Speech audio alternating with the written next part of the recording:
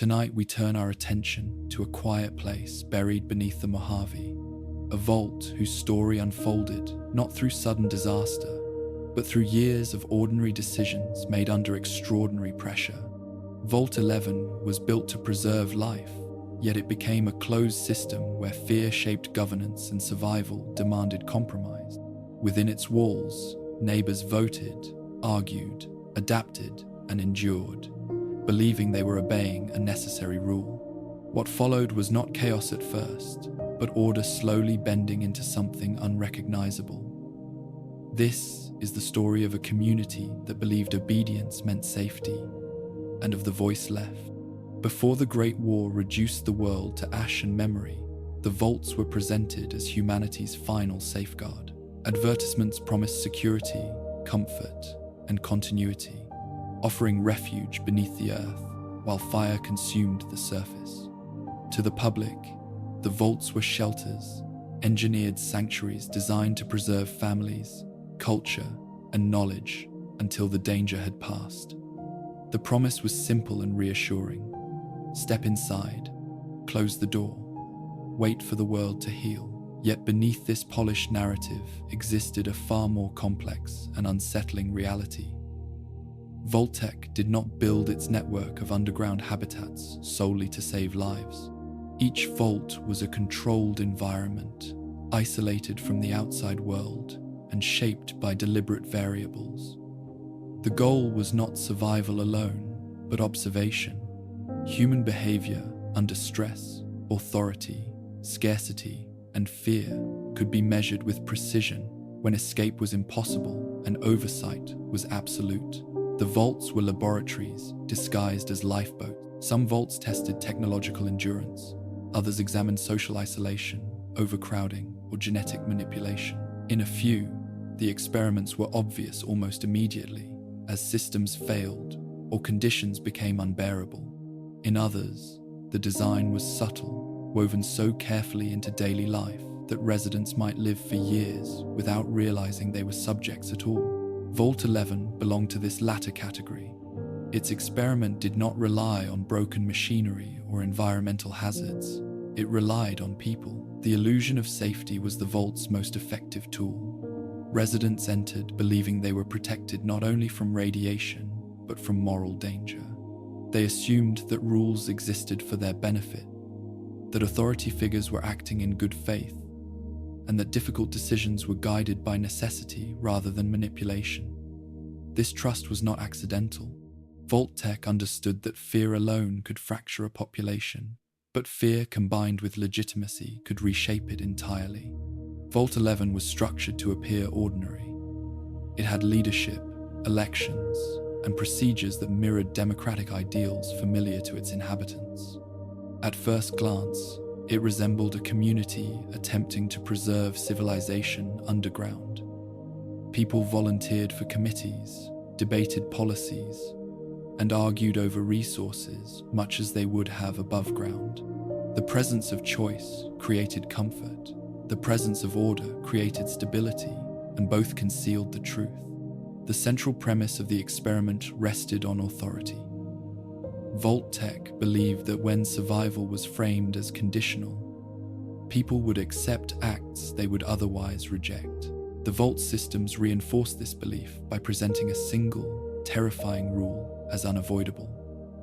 Compliance was portrayed not as cruelty, but as responsibility. Refusal was framed not as courage, but as collective suicide. In this way, the Vault did not force its residents to act. It convinced them they had no alternative. This method reflected a broader philosophy within Vault-Tec's design. True control did not come from constant violence or overt coercion. It came from shaping the environment so that people policed themselves. Fear of consequences, combined with trust in the system, could lead individuals to enforce rules more harshly than any overseer ever could. Over time, this internalization of authority became stronger than any external threat. The vaults were sealed worlds, and isolation amplified every belief held within them. Without outside reference points, assumptions hardened into truths. doubt became dangerous. Dissent became destabilizing. In Vault 11, the absence of visible alternatives allowed a single rule to define morality itself. What was once unthinkable slowly became routine, not because people changed overnight, but because they adapted. Adaptation was Vault-Tech's greatest variable. How far would individuals bend before they broke? How long would a community sustain itself once compromise became tradition? How effectively could fear be normalized when it was introduced gradually, wrapped in procedure and framed as civic duty? Vault 11 did not seek quick answers. It was designed to unfold over decades, allowing patterns to emerge naturally. The residents did not begin as villains or victims. They were ordinary people, selected for their ability to function within structured society. They brought with them expectations of fairness, accountability, and shared sacrifice. These values were not erased immediately. Instead, they were redirected. Sacrifice remained, but it became selective. Accountability persisted, but it became performative. Fairness survived only as rhetoric. The Vault systems rewarded participation and punished hesitation. Those who embraced the process gained influence, while those who questioned it found themselves isolated. Over time, the distinction between survival and compliance blurred. The system did not require everyone to believe in it fully. It required only that enough people feared the alternative. This was the true illusion of safety. The Vault was not protecting its residents from danger. It was redefining danger itself. Threat no longer came from the outside world, but from failure to conform. As long as the system continued, life went on. Food was distributed, power remained stable, children were born, daily routines persisted, and with each passing cycle, the cost of stopping grew heavier. Vault 11 demonstrated that stability could exist alongside atrocity, provided the atrocity was framed as necessary. The experiment did not test whether people would commit violence under threat. That answer was already known. It tested whether they would maintain violence as a system, defend it, and pass it down as tradition. It tested whether fear could become culture. By the time the truth was finally revealed, the damage had already been done. The Vault had proven its point not through chaos, but through order. The illusion of safety had held long enough for the experiment to reach its conclusion, leaving behind a silent structure filled with the evidence of decisions made 1 year at a time. Vault 11 was never meant to save its residents. It was meant to observe them, and in doing so, it revealed something far more unsettling than any monster the wasteland would later produce.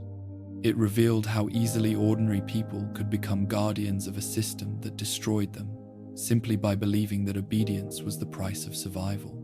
Vault 11 was carved into the bedrock of the Mojave with the same technical precision that defined all Vault-Tech construction projects.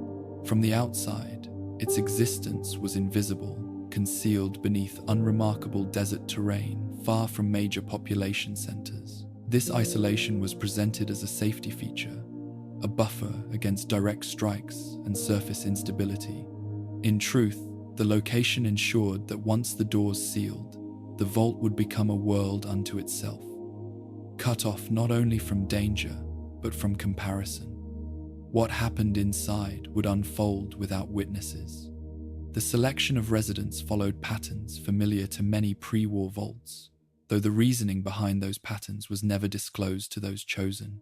Families were recruited through Vault-Tech's standard outreach campaigns, which emphasized security, modern living, and the promise of continuity.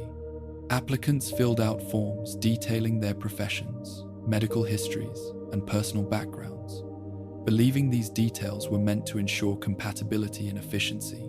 What they did not know was that every answer was used to balance temperament, ideology, and susceptibility to authority. Vault 11's population was deliberately diverse in occupation and outlook. Engineers lived alongside service workers. Teachers shared corridors with accountants, technicians, and clerks. No single profession dominated the Vault, and no unified ideology prevailed at the outset.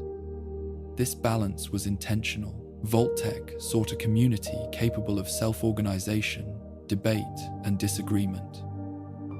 Psychological screening played a central role in resident selection. Candidates were evaluated for compliance, adaptability, and response to stress. Those with extreme tendencies toward rebellion or absolute submission were generally excluded. Vault 11 required people who could rationalize difficult decisions, who valued order, and who believed that rules existed for a reason, even when those reasons were unclear. The ideal resident was neither a hero nor a tyrant, but someone willing to accept responsibility if convinced it was unavoidable. Families were encouraged to see Vault admission as a privilege. Vault-Tec representatives spoke of limited capacity and competitive selection, reinforcing the idea that those chosen were fortunate. This framing fostered gratitude and loyalty before the residents ever stepped underground. The Vault was not merely a shelter, it was a reward for cooperation, foresight, and trust in the system. By the time the Great War arrived, many residents already believed they owed something to the institution that had accepted them. The internal layout of Vault 11 was designed to support long-term habitation without appearing oppressive. Residential quarters were modest but functional, arranged along clean corridors that emphasized uniformity over individuality. Communal areas encouraged interaction, while private spaces allowed families to maintain a sense of normalcy. Everything about the environment suggested permanence. This was not a bunker meant to be endured briefly. It was a place where generations would live and die. From the beginning, residents were informed that Vault 11 would operate under a structured leadership system. An overseer would be elected from among the population, responsible for coordinating resources, resolving disputes, and maintaining order. This arrangement felt familiar, echoing democratic principles residents recognized from life before the war. The presence of elections reinforced the idea that authority was derived from consent rather than imposed from above. What residents were not told was that the overseer role carried a hidden significance far beyond administration. The selection process was not merely symbolic. It was the core mechanism through which the experiment would function. Vault-Tec understood that leadership concentrates fear and expectation. By tying survival to a visible authority figure, the Vault transformed abstract danger into something personal and immediate. Early orientation sessions emphasized unity and cooperation. Residents were encouraged to view one another as partners in survival rather than competitors. Manuals spoke of shared responsibility, mutual aid, and the importance of maintaining social cohesion. These messages were sincere in tone, but incomplete in substance. The most critical information was withheld, sealed behind automated systems that would reveal it only when conditions were right. As the doors closed and the outside world disappeared, Vault 11 entered its initial phase of stability. Supplies were abundant, systems functioned as intended. Children attended lessons designed to preserve basic education and practical skills. Life settled into predictable routines that reassured residents they had made the right choice. The absence of immediate hardship allowed trust to take root. This period of calm was essential to the experiment's success.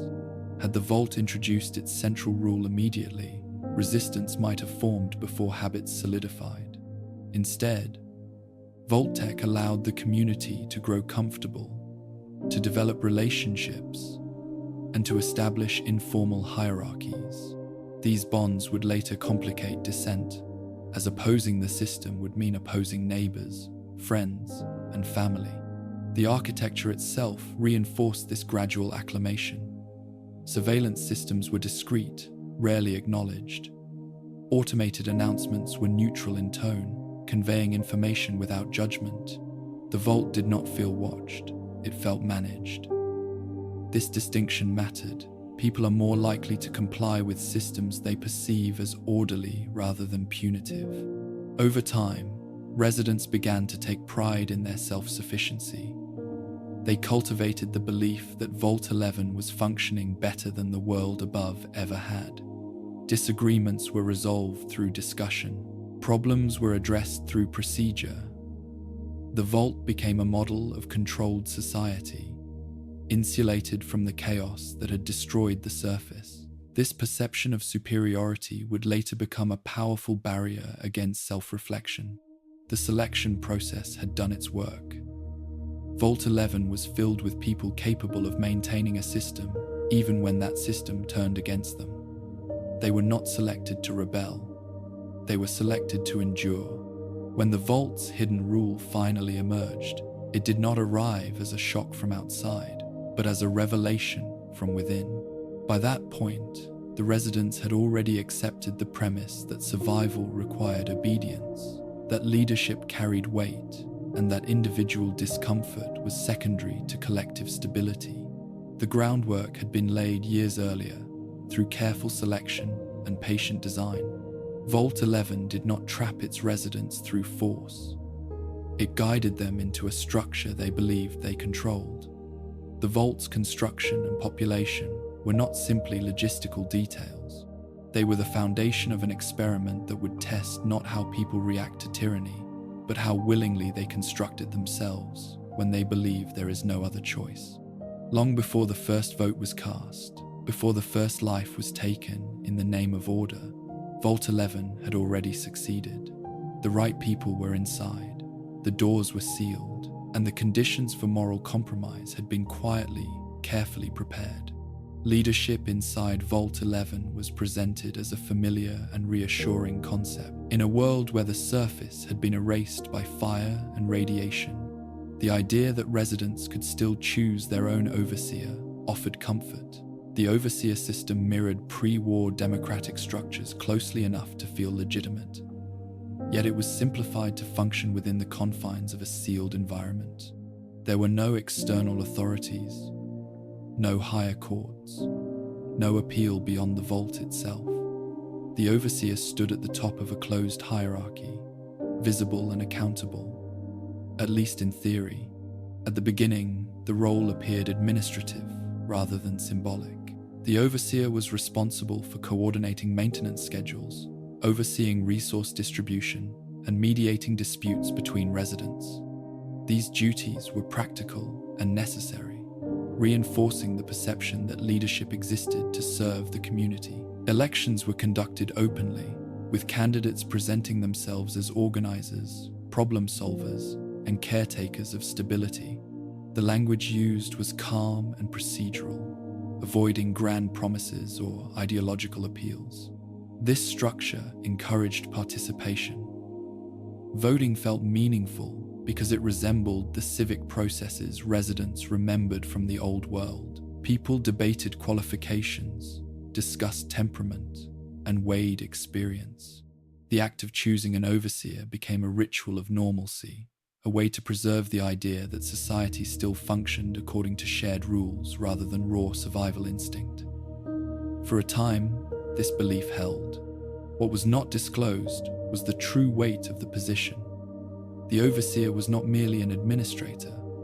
The Vault's systems were designed to elevate the role into something far more consequential. Authority was centralized intentionally, not for efficiency alone, but to create a focal point for fear and responsibility. The overseer would become the human interface between the population and the Vault's automated judgment. Vault-Tech understood that systems without faces inspire resentment. By placing a person at the center of the Vault's most critical functions, the company ensured that anger, desperation, and hope would be directed inward rather than outward. The overseer absorbed the emotional burden of decisions residents did not fully understand. In doing so, the system itself remained abstract, distant, and unquestionable. The mechanics of overseer succession were deliberately rigid. Elections occurred at fixed intervals, announced well in advance, and conducted according to strict procedural rules. Once elected, the overseer held authority until the next cycle, regardless of performance or popularity. There were no recall mechanisms, no emergency removals.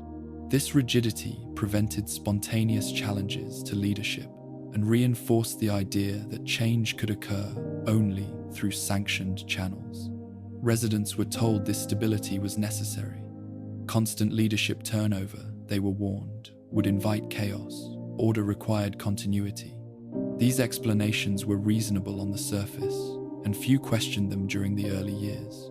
The vault was functioning, supplies were steady, systems remained operational. There was no immediate reason to doubt the structure that appeared to be working.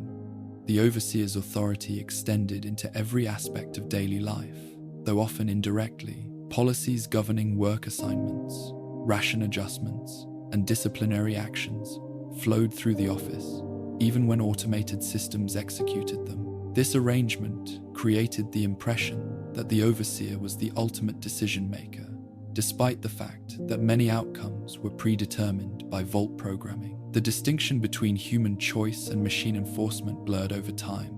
This ambiguity was intentional. When consequences occurred, residents looked to the overseer for explanation rather than to the vault itself. Discontent found a target, fear found a shape. The overseer became both shield and scapegoat, absorbing blame that might otherwise have been directed at the system's design. Vault-Tech's experiment depended on this redirection. Candidates for overseer were rarely eager volunteers once the role's deeper implications became apparent. In the earliest cycles, however, the position carried prestige. Being chosen signaled trust and respect from the community. These privileges were subtle but meaningful, reinforcing the perception that leadership brought benefits alongside burdens. As time passed, attitudes toward the role began to shift. Residents noticed that overseers often carried visible stress. Decision-making weighed heavily, and public scrutiny intensified. Every action was analyzed, every omission questioned. The overseer could not retreat into anonymity. They were known, watched, and remembered. Still, the election cycles continued, because the structure allowed no alternative. Vault 11's overseer system did not rely on overt intimidation. It relied on expectation. Residents expected someone to stand at the center of responsibility. They expected leadership to absorb uncertainty, and when the vault's hidden rule emerged, that expectation hardened into necessity. The overseer would not merely manage survival, they would embody it.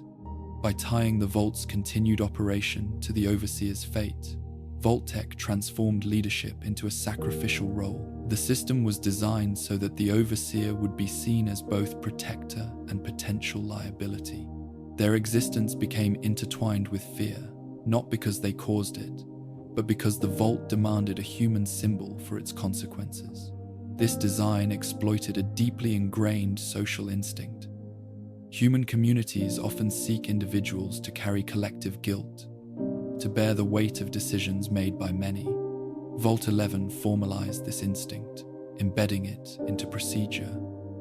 The overseer was elected by the people, yet isolated from them. Empowered, yet constrained. Responsible, yet never fully in control. The vault's architecture reinforced this separation. The overseer's office was centrally located but slightly elevated, visible yet distinct. Residents passed by it daily, a constant reminder of authority's presence. The space was neither luxurious nor austere, designed instead to convey seriousness. This visual language communicated that leadership was a duty, not a privilege, even as it quietly marked the overseer as different. Over time, the position altered how residents perceived one another. Conversations began to revolve around potential candidates, alliances formed, and reputations hardened. Leadership was no longer abstract, it was personal. People began to measure neighbors not just as fellow survivors, but as future overseers or future threats. The social fabric adjusted accordingly. The overseer system succeeded because it felt natural. It did not introduce fear abruptly. It embedded it within a role people already understood: democracy, authority, responsibility. These concepts were not foreign. They were inherited from the old world, carried underground along with furniture and memories. Vault-Tech did not invent new behaviors. It redirected familiar ones. By the time residents fully grasped the overseer's true function, The system had already reshaped their understanding of choice. Elections continued, but the freedom they represented had narrowed. Voting became less about leadership qualities and more about survival calculus. Who could bear the burden? Who could be trusted to make the necessary decisions? Who could be sacrificed if needed? The overseer system was not designed to fail. It was designed to endure long enough to reveal something uncomfortable. That when authority is framed as essential to survival, people will uphold it even when it demands everything. Vault 11 did not test whether humans would follow orders under threat. It tested whether they would create and maintain a structure that made those orders seem inevitable. In this way, the overseer was never truly in charge. They were a component of the vault, as essential and as replaceable as any machine. The residents believed they were choosing leadership. In reality, they were choosing how to distribute fear among themselves, one election cycle at a time. The central rule of Vault 11 was not announced during orientation, nor was it written into the materials residents studied during their first months underground. It existed instead as a contingency, sealed within the vault's automated systems, waiting for the precise moment when obedience would outweigh shock. When it was finally revealed, it did not arrive as a suggestion or a debate. It arrived as an ultimatum, delivered with mechanical calm and framed as a condition of survival. The rule was simple in structure and devastating in implication. Each year, the residents of Vault 11 were required to select one individual to be sacrificed. Failure to do so would result in the death of everyone inside the vault. The system did not explain why this was necessary. It did not provide context, justification, or moral reasoning. It presented the requirement as a fact, as immutable as gravity or radiation. What made the rule especially effective was not its cruelty, but its framing. The vault did not ask residents to kill at random. It required a decision, a vote, a process that mirrored the governance structures they had already accepted. The language used emphasized responsibility, collective choice, and unavoidable consequence. No individual was forced to act alone. Everyone participated, even those who abstained. The automation of enforcement played a critical role. The vault's systems made it clear that there would be no negotiation. Timers counted down, warnings were repeated at regular intervals. The consequences of inaction were described in neutral terms, without emotion or threat. This absence of visible malice made the rule feel less like punishment and more like a law of nature. The vault was not angry, it was indifferent. In the early cycles, disbelief dominated the population. Residents argued that the rule must be a test, a malfunction, or a misunderstanding. Some believed that refusal would expose the bluff, that the vault would not truly execute everyone. Others searched for loopholes, debating technicalities and interpretations. Could someone volunteer? Could an already dying resident be chosen? Could the vote be delayed? Each question reflected a desperate attempt to preserve moral boundaries within an immoral system. These debates consumed the community, but time continued to move forward. The vault's systems did not respond to appeals or arguments. As the deadline approached, fear began to outweigh skepticism. The possibility that the threat was real could no longer be dismissed safely. The cost of being wrong was absolute. In this space between doubt and certainty, the rule achieved its greatest power. The decision to comply did not emerge from cruelty, but from calculation. Residents weighed one life against many, framing the choice as tragic but necessary. This framing allowed individuals to see themselves as protectors rather than perpetrators. The act of sacrifice became a shield against guilt. It was something done for the community, not against it. This distinction mattered deeply to people who still believed themselves to be moral. Once the first selection was made and the vault continued to function, the rule transformed from an unimaginable horror into a precedent. The system had worked. Life went on. supplies were distributed, children attended lessons. The absence of immediate retaliation or further punishment reinforced the belief that compliance was correct. The vault had rewarded obedience with survival. Over time, the annual sacrifice became ritualized. Procedures were formalized. Timelines were established. The vote became a scheduled event rather than an emergency. This regularity drained the act of some of its emotional intensity. Horror does not remain sharp when it is repeated. It dulls, becomes routine, and eventually blends into the background of daily life. The requirement that the community select its own victim ensured that responsibility was distributed broadly. No single person could be blamed entirely. Even those who opposed the outcome were implicated by their presence within the system. Silence became consent. Abstention became complicity. The rule forced everyone to confront the limits of their convictions, and many discovered that those limits were closer than they had believed. Fear reshaped relationships within the vault. People began to evaluate one another through the lens of survivability. Personal conflicts took on new weight. Political disagreements carried fatal potential. The annual vote encouraged the formation of alliances and rivalries as residents sought protection through numbers. Trust eroded quietly, replaced by strategic politeness and guarded speech. The system did not dictate who should be chosen. This absence of guidance was deliberate. By leaving the decision open, Vault-Tec ensured that residents would impose their own values and prejudices onto the process. Some argued that the elderly should be spared because of their wisdom. Others argued they should be chosen because their remaining years were few. Arguments emerged about productivity, behavior, loyalty, and dissent. The rule did not create cruelty, it exposed it. As the years passed, the language surrounding the sacrifice grew increasingly abstract. People spoke of necessity, cycles, and stability rather than death. Euphemisms replaced direct acknowledgement. This linguistic shift allowed residents to distance themselves emotionally from the consequences of their actions. The victim became a concept rather than a person, a requirement rather than a neighbor. Children born into the vault learned of the rule as a fact of life. They were taught that the sacrifice was part of how the vault functioned, much like maintenance or rationing.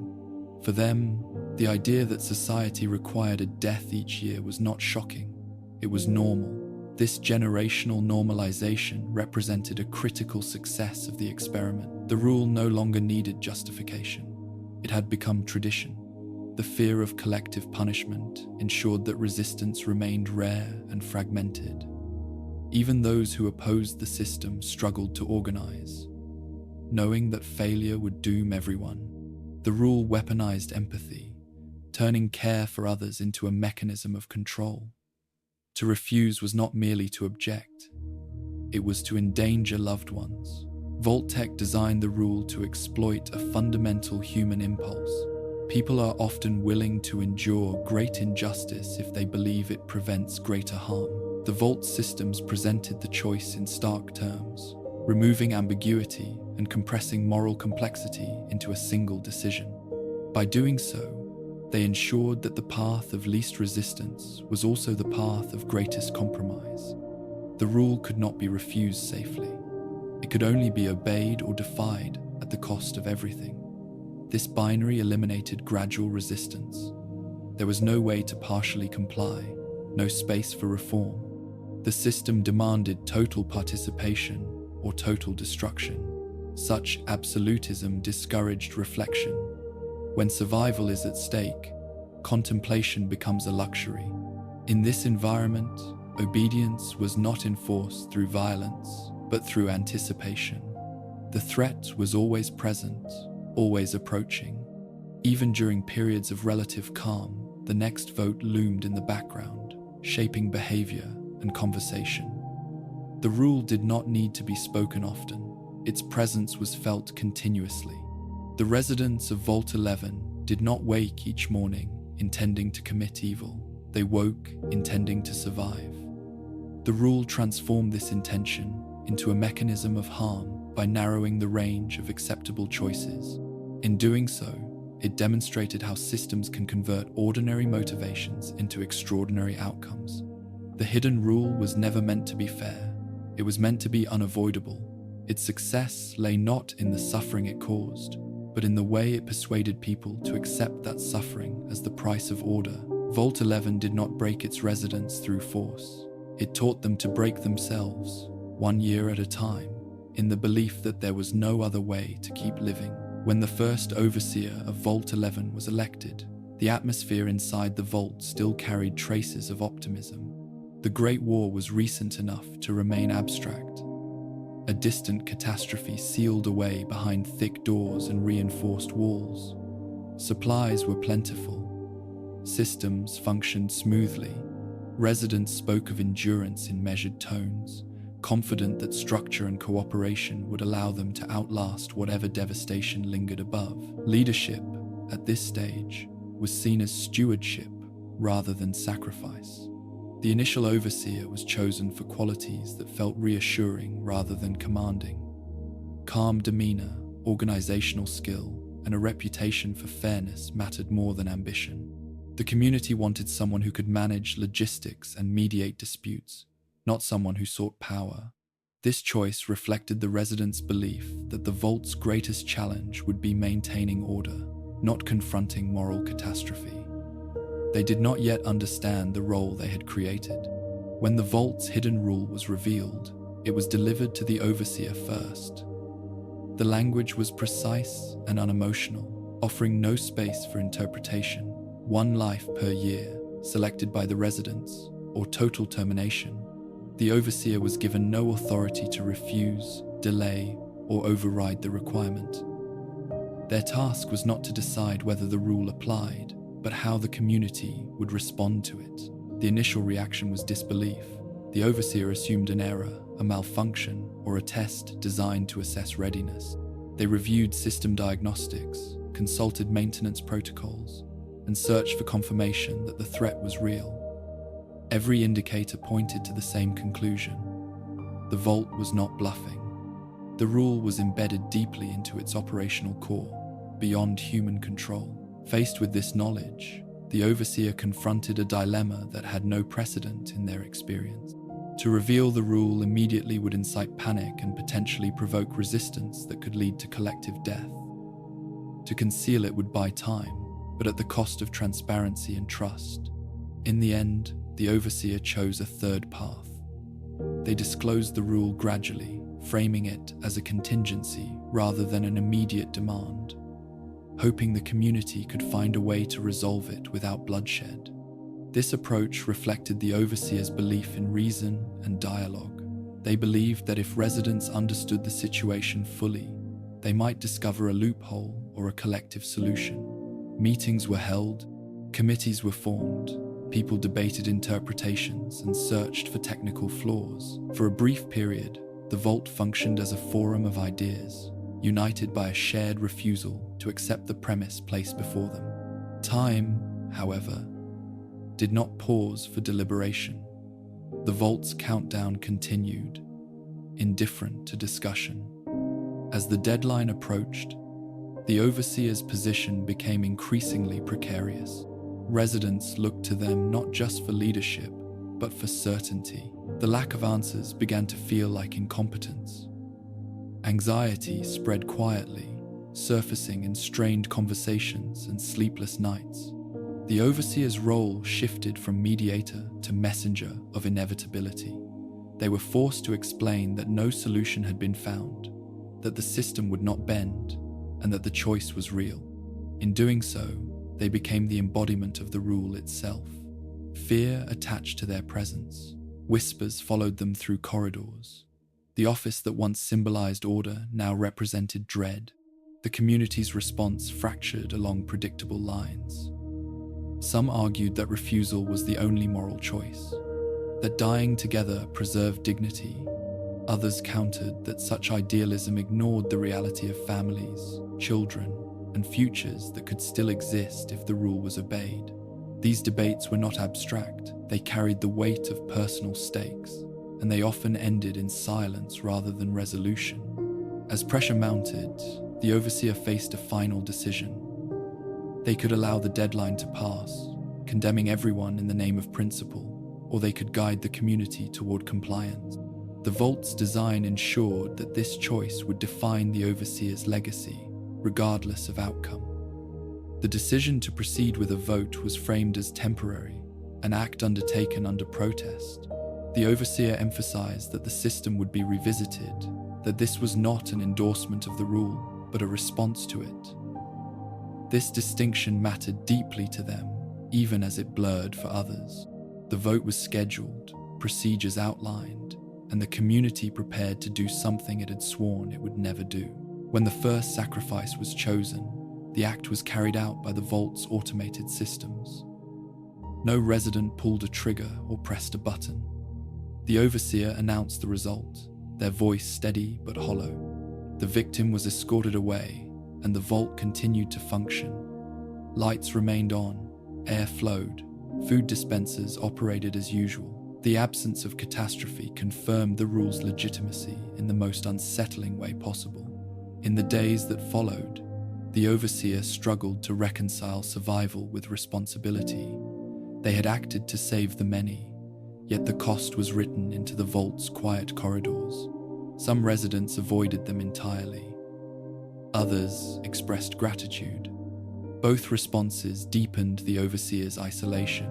Leadership had become a solitary position, cut off from the shared moral ground that once connected everyone. The illusion of choice that had characterized the first election dissolved rapidly. Residents realized that the overseer's authority was constrained by the system, and that future elections would carry different implications. Leadership was no longer about competence alone. It was about who could endure the burden of presiding over sacrifice. The role transformed from honor to hazard in the collective imagination. The first overseer did not seek to justify what had happened beyond necessity. Instead, they retreated into procedure, focusing on maintaining stability and minimizing conflict. This withdrawal was interpreted by some as guilt, by others as detachment. In truth, it was exhaustion. As the next election approached, the community's attitudes had shifted. Candidates were scrutinized not for their organizational skills, but for their perceived resilience and willingness to make hard choices. The first overseer watched this transformation with a growing sense of dread. The system they had hoped to resist had already reshaped the vault's values. The illusion that the sacrifice was an isolated event faded quickly. Residents understood now that the rule would return. Each year would demand a decision. Each cycle would reopen wounds that had barely begun to heal. The overseer's initial hope that compliance could be temporary gave way to the realization that the vault had been designed for repetition. The first overseer's tenure ended not with relief, but with a quiet transfer of responsibility. They left the office changed, burdened by knowledge they could not unlearn. Their actions had set a precedent that could not be undone. Even if future overseers chose differently, the system's expectations had been established. In retrospect, the first overseer was not a villain or a coward. They were an ordinary person placed into an impossible position by a system that exploited trust and fear in equal measure. Their greatest mistake was believing that reason alone could overcome a structure designed to make morality conditional. Vault 11's experiment did not hinge on a single decision. It hinged on the accumulation of decisions made by people who believed they were choosing the lesser evil. The first overseer's choice did not damn the vault immediately. It taught the community how to live with damnation, how to incorporate it into governance, and how to pass it forward as necessity rather than failure. The illusion of choice survived that first year, but it was thinner, more fragile. Residents still voted, leaders were still elected. Yet beneath these familiar forms lay a truth that could no longer be ignored.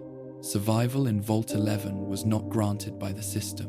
It was purchased, repeatedly, with the lives of those inside. Once the first sacrifice had been completed, and the vault continued to operate, governance inside Vault 11 entered a new phase. The rules had not changed, but their meaning had. What had once been a theoretical contingency was now a proven mechanism. Survival was no longer based on preparation or cooperation alone. It was conditional, renewed annually through a collective decision that carried irreversible consequences. Fear became an administrative concern. It did not appear suddenly or violently, but seeped into the routines of daily life. Conversations that once focused on maintenance schedules and education shifted towards speculation about future votes. Residents began to calculate time not in months or seasons, but in cycles. Each year ended not with celebration, but with relief that the requirement had been satisfied again. The overseer's role expanded under this pressure. Leadership was no longer confined to logistics and mediation. It became a position tasked with managing anxiety itself. Announcements were carefully worded to avoid panic. Meetings were structured to channel frustration into procedure rather than protest. The Vault's governance adapted to the presence of an ever-present threat, shaping policy around containment rather than progress. Rules multiplied as a result. Behavioral guidelines were introduced to discourage actions that might destabilize the community during the selection period. Public assemblies were regulated. Informal gatherings drew scrutiny.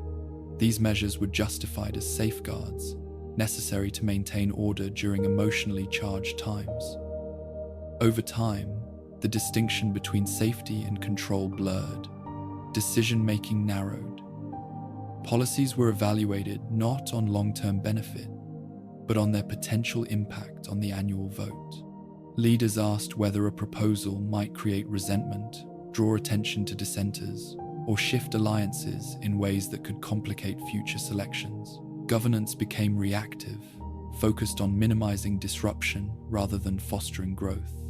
The presence of the sacrifice altered how authority was perceived. The overseer was no longer simply an organizer, but a figure associated with life and death. Even though the community voted, the overseer announced outcomes and oversaw procedures. Neutrality became impossible. Residents responded by aligning themselves strategically. Social bonds took on political weight. Friendships became potential liabilities. Acts of kindness were viewed with suspicion, questioned for ulterior motives. Trust eroded not because people became cruel, but because the system rewarded caution. When survival depends on perception, sincerity becomes risky. Committees formed to advise the overseer, ostensibly to distribute responsibility and encourage transparency. In practice, these bodies often reinforced existing power structures. Those who spoke confidently and aligned with prevailing sentiment gained influence. Those who questioned the process found themselves marginalized. Governance increasingly favored stability over justice. The Vault's automated systems reinforced this shift. They responded only to compliance, not to intent. As long as the annual requirement was met, the Vault functioned. This mechanical neutrality sent a clear message. The system did not care how decisions were made, only that they were made. Moral considerations had no measurable impact on outcomes. This indifference shaped policy discussions. Residents learned that appeals to ethics carried no weight with the Vault itself. Only results mattered. Over time, this lesson seeped into human interactions. Outcomes began to outweigh principles. Effectiveness became more valued than fairness. Governance adjusted accordingly. Fear also redefined participation. Voting was no longer an expression of civic engagement, but an act of self-preservation. People attended assemblies not to debate ideas, but to assess danger. Silence became a strategy. Abstention became common, not as protest, but as avoidance.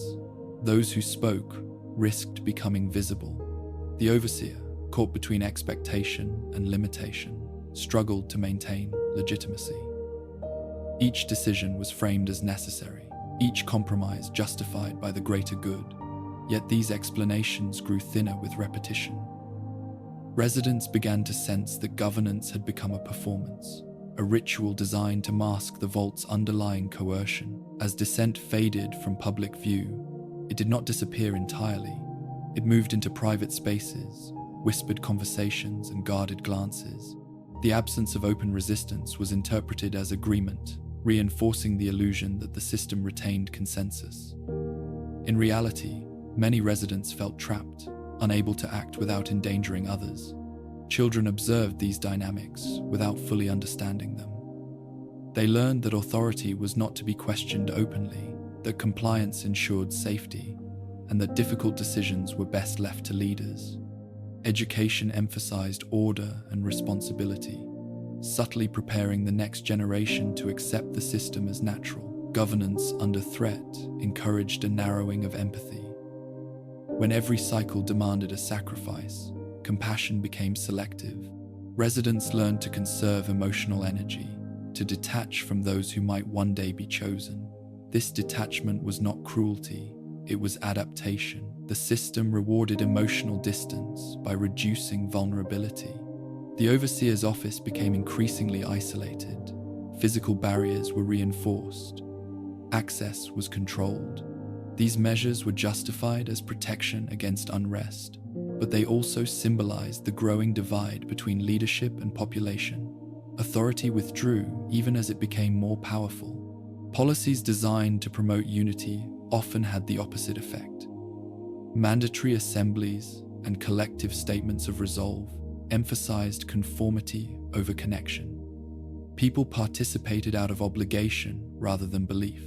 The language of governance grew abstract, filled with references to stability, continuity, and necessity. The human cost faded into the background. As years passed, governance inside Vault 11 no longer resembled the democratic structure it had inherited. Elections continued, but their meaning had shifted. Leadership was less about guiding the community and more about managing an inherited crisis. Each overseer stepped into a role shaped by previous compromises, constrained by precedent. Fear proved to be a more effective organizing principle than hope. It motivated participation, discouraged rebellion, and justified expansion of authority. The vault did not descend into chaos. It became orderly in a way that suppressed alternatives. Governance succeeded in its narrow objective. The system endured. This endurance was not evidence of moral strength, it was evidence of adaptation. Vault 11 demonstrated that communities under threat can maintain structure even as that structure perpetuates harm. Governance did not collapse under fear, it reoriented itself around it. The residents did not lose their humanity all at once, they compartmentalized it. They learned to separate daily life from the annual decision, to treat the sacrifice as a necessary interruption rather than a defining feature. This compartmentalization allowed normal routines to continue, reinforcing the illusion that life inside the vault remained stable. In this way, governance under threat achieved a grim balance. The system functioned, the population survived, and the cost, though acknowledged, was absorbed into procedure. Vault 11 did not become a place of constant violence. It became a place where violence was scheduled, managed, and justified through governance. The experiment did not require brutality to succeed. It required only that fear be allowed to shape policy. Over time, this shaping became self-sustaining.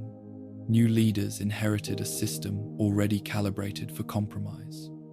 Residents inherited expectations already narrowed by precedent. Governance inside Vault 11 did not fail. It adapted perfectly to the conditions imposed upon it.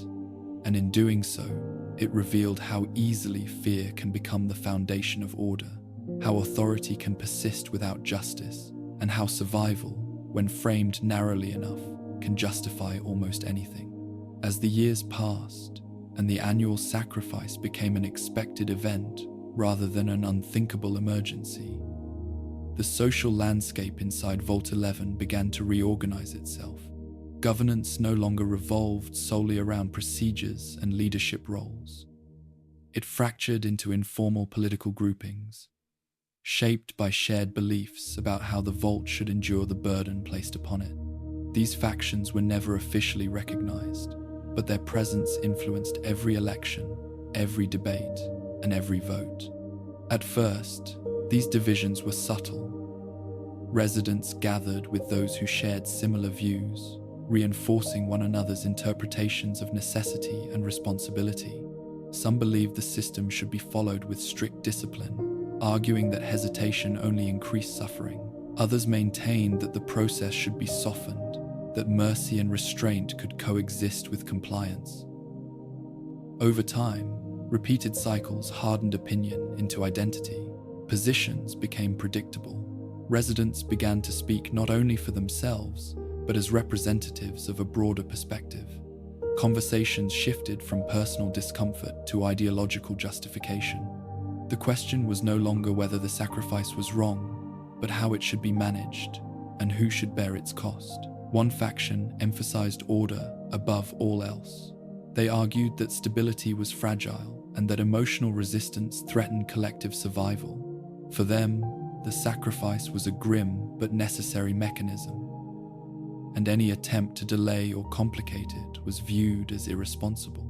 This group favored decisive leadership and clear procedures, believing that minimizing uncertainty reduced overall harm. Their language centered on duty, structure, and inevitability. Another faction formed around the idea of proportionality.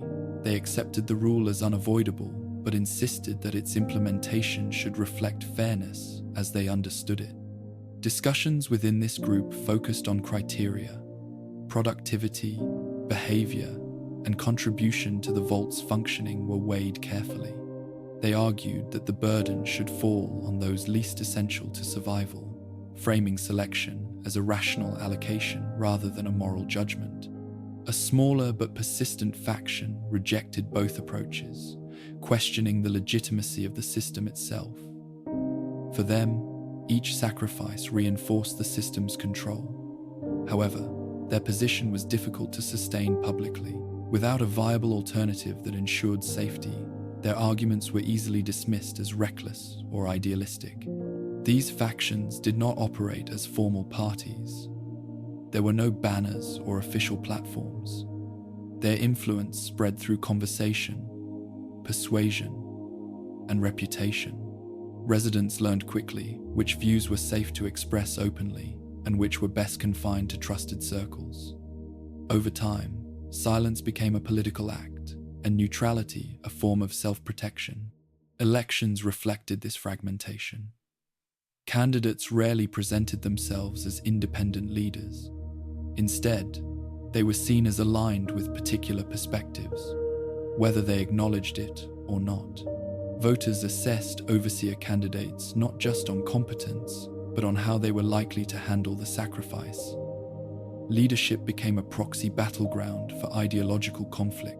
Campaigning inside the vault grew increasingly strategic. Residents formed alliances based on shared expectations of future votes. Promises were rarely explicit, but implications were understood. A candidate's past statements, relationships, and emotional demeanor were scrutinized for clues. Trust became conditional, extended only to those whose behavior suggested predictability. The annual sacrifice accelerated this polarization. Each cycle forced factions to confront the consequences of their beliefs. When a decision aligned with a faction's expectations, its members felt vindicated. When it did not, resentment grew. Over time, these emotional residues accumulated, deepening divisions and narrowing the possibility of compromise. Fear amplified these dynamics. The knowledge that any disagreement could influence survival made political engagement feel dangerous. Residents became cautious about expressing dissent, knowing that visibility could translate into vulnerability. Factions learned to protect their members, sometimes subtly redirecting attention toward outsiders or those perceived as less aligned. The language used within the vault evolved alongside these divisions. Words like responsibility, stability, and contribution took on faction-specific meanings. What one group called pragmatism, another called cruelty. What one saw as fairness, another saw as cowardice. These semantic shifts made genuine dialogue increasingly difficult, as participants often spoke past one another without realizing it. Social spaces became politicized, where people sat during assemblies, who they spoke to afterward, and which committees they joined, all carried implied allegiance. Even mundane activities took on symbolic weight. A casual remark could be interpreted as a signal, an invitation, or a threat. This constant interpretive pressure drained emotional energy and reinforced factional boundaries. Children growing up in this environment absorbed these divisions instinctively. They learned which adults were respected, which were feared, and which were avoided. Ideology was transmitted not through formal instruction, but through observation and imitation. By adolescence, many could predict outcomes of votes based on social alignment alone. The overseer's position became increasingly constrained by factional pressure. No decision could satisfy everyone. Attempts at neutrality were often interpreted as weakness. Leaders found themselves navigating competing expectations, aware that alienating one group could destabilize future votes. Governance became less about guiding the community and more about balancing irreconcilable demands. Factions also influenced how guilt was distributed. When a sacrifice was selected, blame was assigned selectively. Some groups emphasized collective responsibility, spreading the burden evenly. Others focused on individual actions, highlighting votes or statements that aligned with the outcome. These narratives shaped memory, determining how events were remembered and discussed. Over time, the presence of factions normalized the sacrifice. This shift allowed residents to engage intellectually without confronting the emotional weight of their actions directly. The system's cruelty was reframed as policy disagreement. The faction opposed to compliance struggled to maintain cohesion. Without institutional support or clear success, its members faced isolation. Some withdrew from public life entirely. Others eventually drifted toward more pragmatic positions, not because they were convinced, but because resistance carried too great a cost. Their erosion demonstrated the system's ability to absorb and neutralize dissent. As factions solidified, the possibility of unified refusal diminished. Collective action required trust across ideological lines. But trust had been eroded by years of strategic behavior. Even those who privately doubted the system hesitated to align openly with others, fearing betrayal or miscalculation. The Vault's design had succeeded in fragmenting opposition before it could form. The emergence of political factions was not an accident of human nature. It was a predictable outcome of sustained pressure within a closed system. Vault 11 did not need to dictate ideology. It created conditions in which ideology would emerge naturally, shaped by fear and reinforced by consequence. These divisions allowed the experiment to continue without constant enforcement. Residents policed one another, maintaining the system through social pressure rather than force. Factions provided structure to anxiety, giving people a sense of belonging even as they participated in harm. Identity replaced ethics as the primary driver of action. By the time later generations inherited the Vault, factional alignment felt inevitable. Children grew into adults, already positioned within a landscape of belief they did not create. The sacrifice was no longer debated as an aberration, but as a policy issue with competing approaches. The question was not whether the system was wrong, but which interpretation of necessity would prevail. Vault 11 demonstrated that under sustained threat, communities do not simply divide into good and evil. They divide into perspectives, each seeking to minimize discomfort while preserving survival. These perspectives harden over time, creating factions that outlast individual leaders and decisions. The Vault did not collapse into chaos because of these divisions. It stabilized around them. Conflict became contained within predictable boundaries. Elections continued, procedures were followed, and beneath this orderly surface, the experiment advanced quietly, measuring how fear reshaped politics, how morality fractured into camps, and how ordinary people learned to live inside a system that required them to choose sides rather than solutions. The annual selection ritual did not begin as a ceremony. In its earliest form, it was an emergency response, conducted with visible discomfort and hurried procedure. The first vote was marked by hesitation, raised voices, and long silences. Residents avoided eye contact, and many struggled to remain present as the process unfolded. It was not designed to be witnessed, it was endured. Over time, repetition altered its character. What had once felt chaotic gradually became structured. Timelines were standardized, announcements were scheduled. The vault systems issued reminders with increasing precision, counting down to the moment when a decision was required. This regularity transformed the selection from an aberration into an event, anticipated even as it was feared. The overseer's office coordinated the process, issuing guidelines that emphasized order and fairness. These guidelines were framed as safeguards against panic, intended to preserve dignity during an emotionally charged period. In practice, they served to normalize the act. By placing the selection within a familiar, administrative framework, the vault reduced its perceived abnormality. The ritual became another item on the calendar. Public assemblies were convened in the weeks leading up to the vote. Attendance was strongly encouraged, though rarely enforced outright. These gatherings provided a space for discussion, but their true function was signaling. Residents observed who spoke, who remained silent, and who aligned themselves visibly with particular arguments. These observations shaped expectations long before any vote was cast. As factions solidified, the selection process became increasingly performative. Speeches followed recognizable patterns. Arguments were repeated year after year, often unchanged except for names and circumstances. Residents learned which phrases conveyed responsibility, which suggested compassion, and which implied resolve. The language of the ritual became codified, its emotional range narrowing as familiarity grew. The act of voting itself was designed to emphasize participation. Ballots were distributed individually, requiring each resident to confront the decision directly. There was no option to delegate responsibility or abstain without consequence.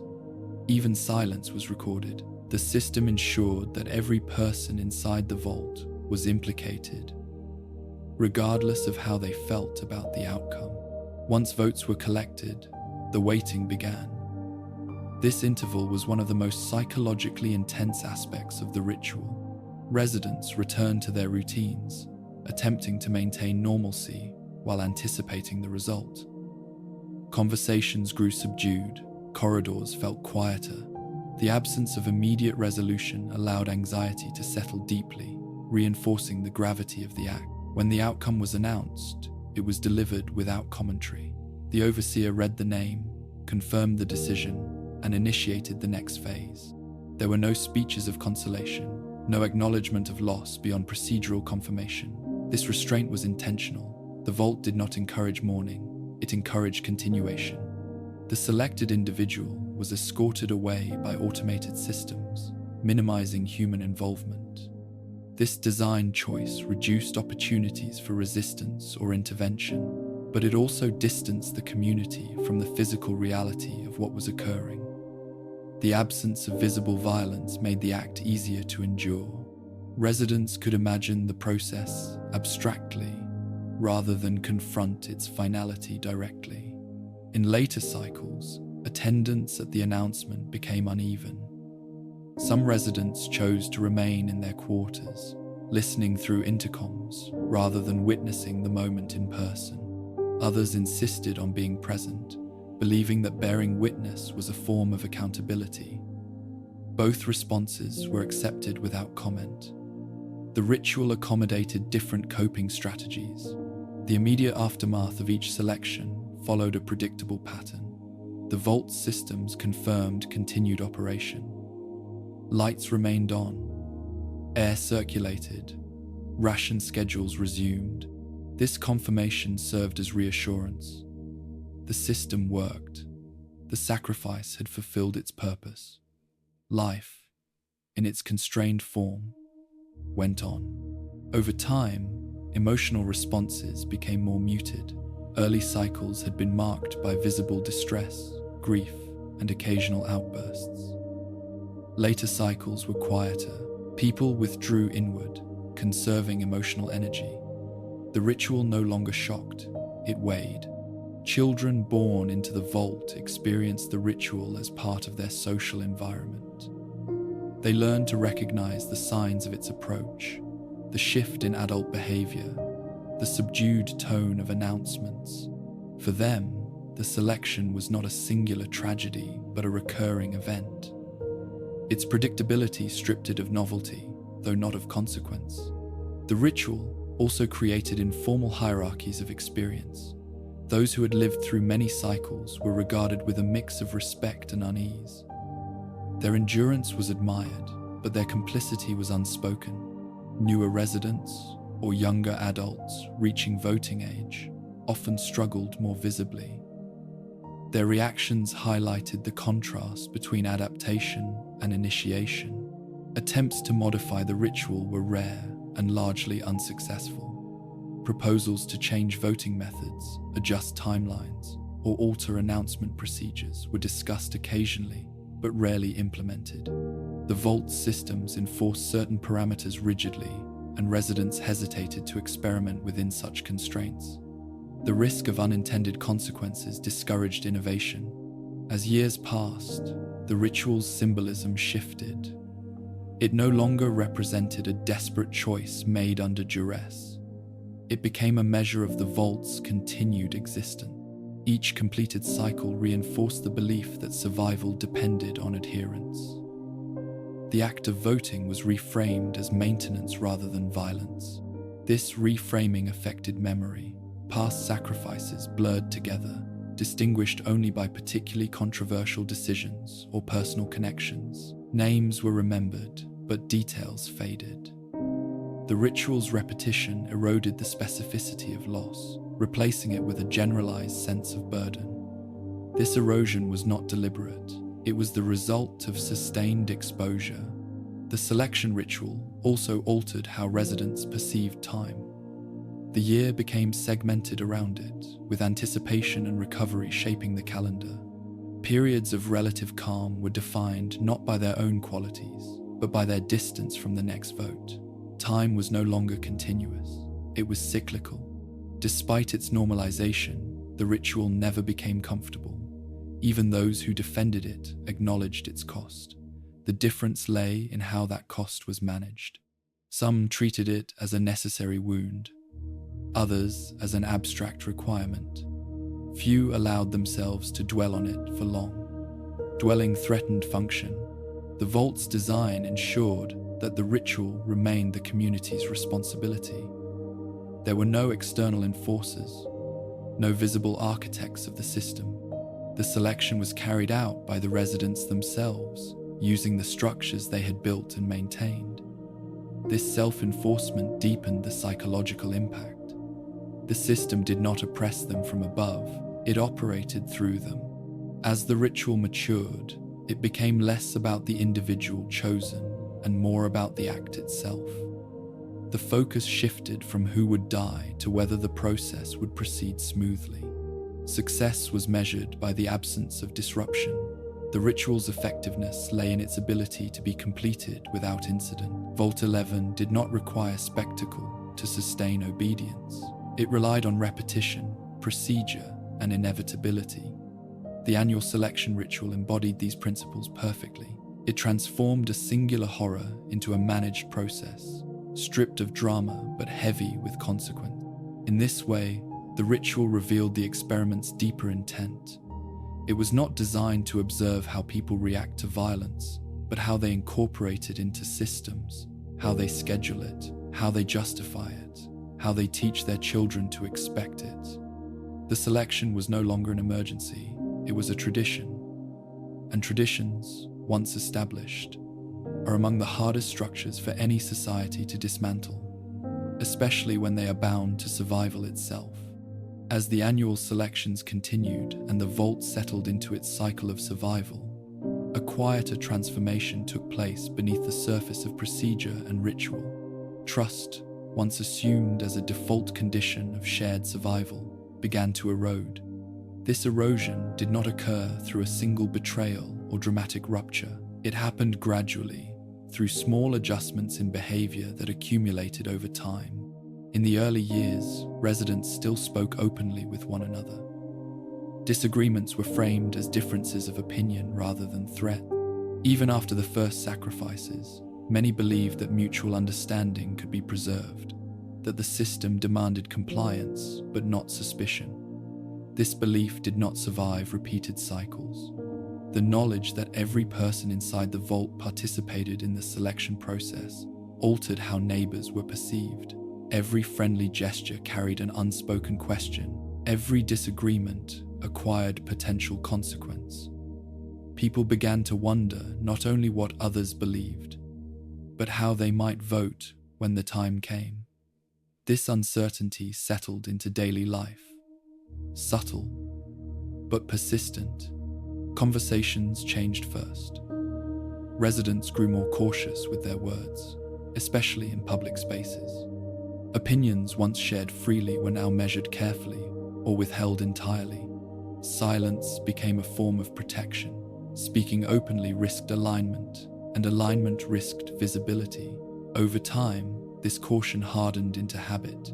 Friendships became conditional. Bonds that had formed during the vault's early stability were tested by the reality of repeated sacrifice. Some friendships deepened through shared fear and mutual reassurance. Others fractured quietly, not through conflict, but through avoidance. People drifted apart rather than confront the discomfort of knowing too much about one another. The selection ritual intensified this fragmentation. In the weeks leading up to each vote, tension spread through the vault like static. Residents observed one another closely, searching for signs of intent. A casual remark could be interpreted as a signal. A moment of hesitation could be remembered later. These interpretations were rarely confirmed, but they shaped perception nonetheless. Mistrust extended into families as well. Parents struggled with how much to explain to their children, unsure whether honesty would prepare them or burden them prematurely. Siblings sometimes found themselves aligned with different factions as they reached adulthood, introducing political division into private spaces once considered safe. The vault's pressures did not respect personal boundaries. Communal spaces, once centers of social life, became sites of quiet surveillance. Residents noted who attended assemblies, who spoke, and who stayed away. Patterns were observed and remembered. Over time, these observations formed informal reputations that followed people regardless of their actual behavior. Trust became less about character and more about predictability. The overseer's office, intended as a place of mediation, became another source of suspicion. Residents questioned who had access, who was consulted, and whose concerns were addressed. Even neutral, administrative actions were scrutinized for hidden meaning. The belief that the system itself was indifferent did not prevent people from searching for human influence within it. As trust declined, cooperation became transactional. People helped one another, but often with calculation. Assistance was offered selectively, sometimes as a way to strengthen alliances or demonstrate loyalty. Genuine altruism did not disappear, but it became harder to distinguish from strategy. This ambiguity further weakened social bonds. The erosion of trust affected governance directly. Committees struggled to function as members questioned one another's motives. Proposals were interpreted through factional lenses rather than evaluated on their merits. Even practical improvements to daily life were met with suspicion. As residents wondered who might benefit politically, rumors flourished in this environment. With open communication constrained, speculation filled the gaps. Stories spread quietly, often unverified but emotionally persuasive. A glance, a vote, or a past statement could be reinterpreted as evidence of intent. These narratives reinforced division, even when they were unfounded. Fear of being singled out encouraged conformity. Residents learned to blend into the background to avoid extremes of opinion or behavior. Distinctiveness became dangerous. Those who stood out, whether through leadership, dissent, or perceived nonconformity, attracted attention that could later become fatal. The safest position was invisibility. Children absorbed these lessons early. They learned which topics were discussed openly and which were avoided. They observed how adults navigated conversations, how tone shifted during certain periods of the year. This social education taught them caution before it taught them trust. For many, suspicion became a default posture rather than a response to specific threat. The decline of trust also altered memory. Residents began to rewrite past events to fit present anxieties. Former friends were recast as potential adversaries. Past kindnesses were questioned. This reinterpretation served a protective function, allowing people to justify distance and disengagement. It also severed continuity with earlier, more hopeful versions of themselves. Attempts to rebuild trust were rare and fragile. Occasional calls for unity emerged, often from those newly elected to leadership positions. These appeals emphasized shared suffering and collective responsibility. While they were received politely, they rarely changed behavior. Trust, once broken repeatedly, proved difficult to restore through words alone. The vault's closed environment amplified every fracture. There was no option to leave, no external community to join. Every damaged relationship lingered, unresolved. The inability to escape social consequences intensified caution and reinforced withdrawal. People learned to coexist without connection. As trust diminished, the meaning of community shifted. The vault still functioned as a collective entity, but its cohesion was procedural rather than emotional. Residents followed rules, attended required events, and fulfilled obligations. What they no longer shared was confidence in one another's intentions. Community became a structure rather than a bond. This transformation did not produce open hostility. Violence outside the ritual remained rare. Instead, the vault settled into a state of quiet alienation. People lived alongside one another, aware of shared fate but disconnected in spirit. The absence of trust created a kind of social silence, where much was understood, but little was said. The erosion of trust also deepened reliance on the system itself. As interpersonal confidence waned, residents placed greater faith in procedures and automation. Rules became substitutes for relationships. The predictability of the vault's mechanisms offered a form of security that human interaction no longer could. In this way, the system's control strengthened as trust weakened. People who cannot rely on one another are more likely to rely on structure, even when that structure is harmful. Vault 11 did not need to suppress trust actively. It created conditions under which trust could not survive intact. By the time many residents recognized the depth of this loss, they lacked the social foundation necessary to address it. Mistrust had become self-reinforcing. Attempts at openness were met with skepticism. Silence, once adopted, proved difficult to abandon. The vault continued to function. Votes were held, sacrifices were made. Life persisted within its narrow parameters. Yet something essential had been stripped away gradually, almost imperceptibly. The sense that survival was a shared endeavor gave way to the belief that survival was personal, contingent on perception and alignment. Vault 11 demonstrated that a community can endure physically while unraveling socially. The erosion of trust did not halt the experiment. It advanced it. By isolating individuals within a crowd, the system reduced the likelihood of collective refusal. People who do not trust one another cannot act together. In the end, the The loss of trust was not a side effect of the sacrifice. It was one of its most significant outcomes. The Vault did not merely observe how people choose under threat.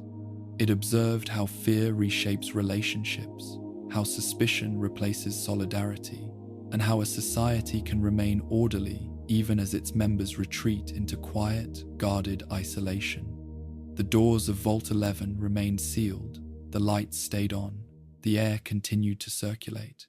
But beneath these signs of stability, the community that once entered together had dissolved into a collection of individuals bound by necessity rather than trust, each waiting for the next cycle and watching one another in silence.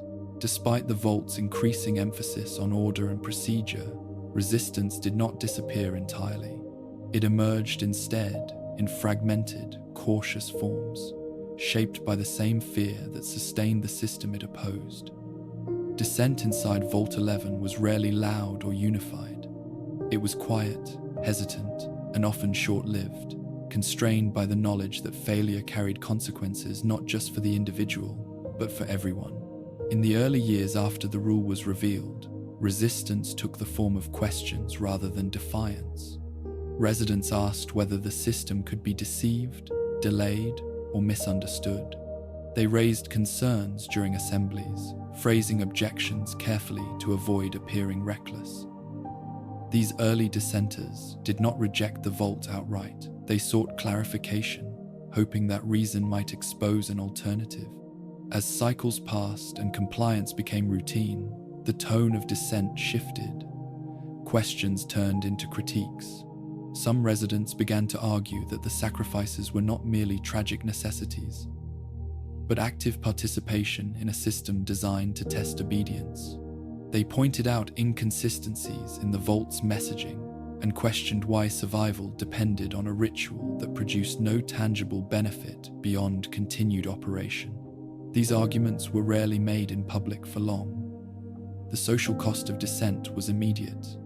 Those who spoke too forcefully found themselves isolated, their motives questioned and their reliability doubted. Others responded with discomfort rather than agreement, not because they disagreed entirely, but because association with dissent felt dangerous. Resistance struggled to gain momentum in an environment where visibility equaled vulnerability. A small number of residents attempted organized opposition. They met in private, exchanging ideas about collective refusal or non-compliance. These discussions were cautious and often theoretical. The challenge was not a lack of moral conviction, but a lack of trust. Participants worried that informants might be present, or that conversations might be overheard. The Vault's surveillance systems, though unobtrusive, cast a long psychological shadow. Those suspected of organizing resistance became targets of informal suspicion. Their words were remembered, their movements noted. They were discussed quietly, not as criminals, but as risks. This social labeling functioned as a deterrent more effective than punishment. The knowledge that one's reputation could influence future votes discouraged many from continued involvement. Some dissenters chose a different path, attempting to influence the system from within.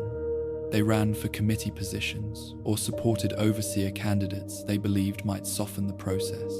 These efforts were framed as pragmatic resistance, aiming to reduce harm rather than confront the rule directly. While occasionally successful in altering procedures or tone, such strategies did little to challenge the system's core requirement. The Vault's governance structures absorbed this form of dissent easily. Committees offered a sense of participation without granting real authority over the sacrifice. Proposals were discussed, documented, and often deferred. The process itself became a buffer, allowing dissent to be expressed in controlled ways that did not threaten compliance. More overt resistance carried greater risk. A few residents openly advocated refusal, arguing that collective death was preferable to continued participation in the system. These individuals faced immediate backlash. Others accused them of endangering children and families, reframing moral objection as selfishness. In a community conditioned to equate survival with obedience, such arguments resonated powerfully.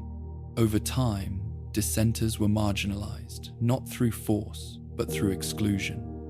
They were left out of informal networks, overlooked for positions of influence, and spoken about in guarded terms. Their presence became uncomfortable, a reminder of unresolved moral tension. Many withdrew voluntarily, retreating into silence rather than endure constant scrutiny. Punishment, when it occurred, was often indirect. This pattern was rarely acknowledged openly, but it was understood. Opposition increased one's visibility, and visibility increased risk.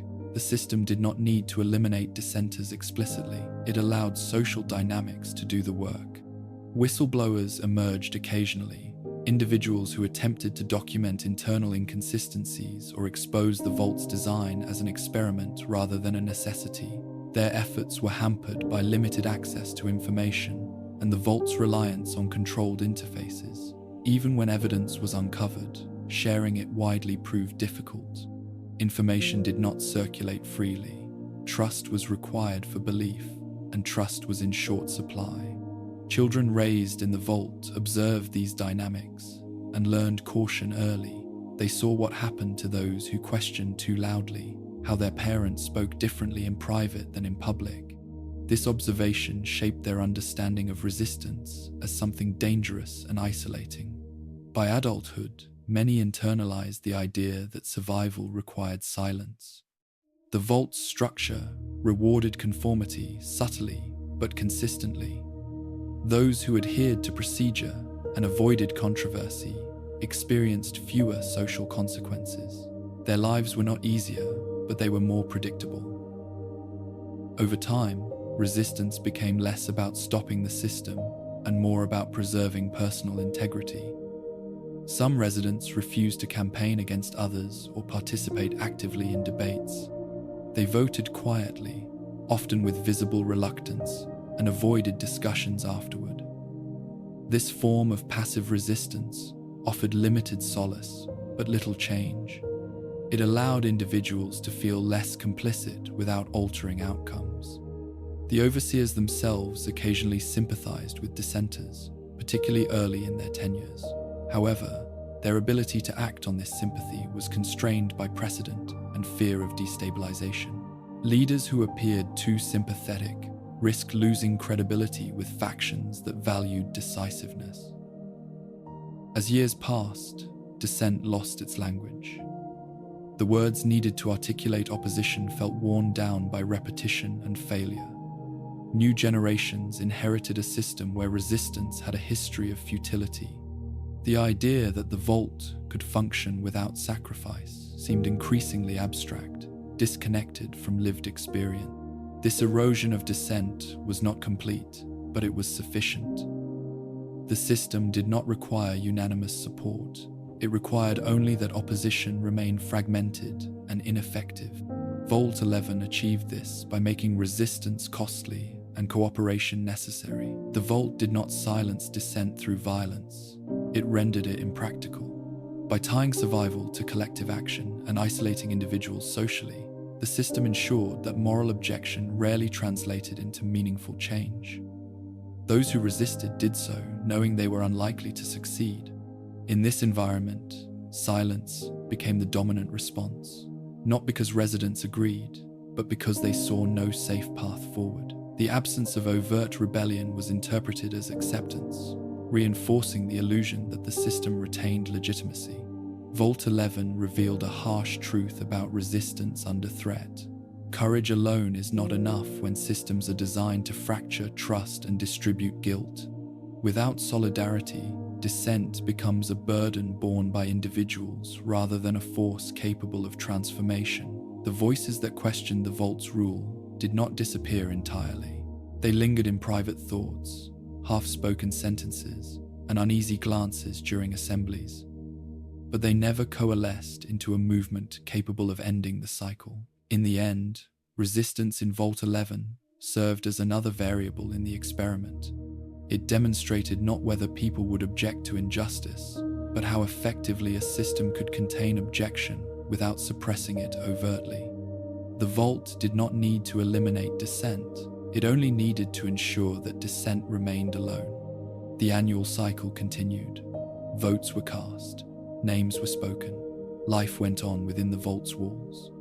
And those who had once believed resistance might offer a way out learned instead that survival in this place depended not on speaking, but on enduring the weight of what could not be changed. Children born inside Vault 11 did not arrive into a neutral world. From their first moments, they entered a system already shaped by fear, procedure, and repetition. Unlike the original residents, they had no memory of life before the vault, no reference point against which to measure what surrounded them. The walls, the rules, and the annual cycle were not aberrations. They were simply how the world worked.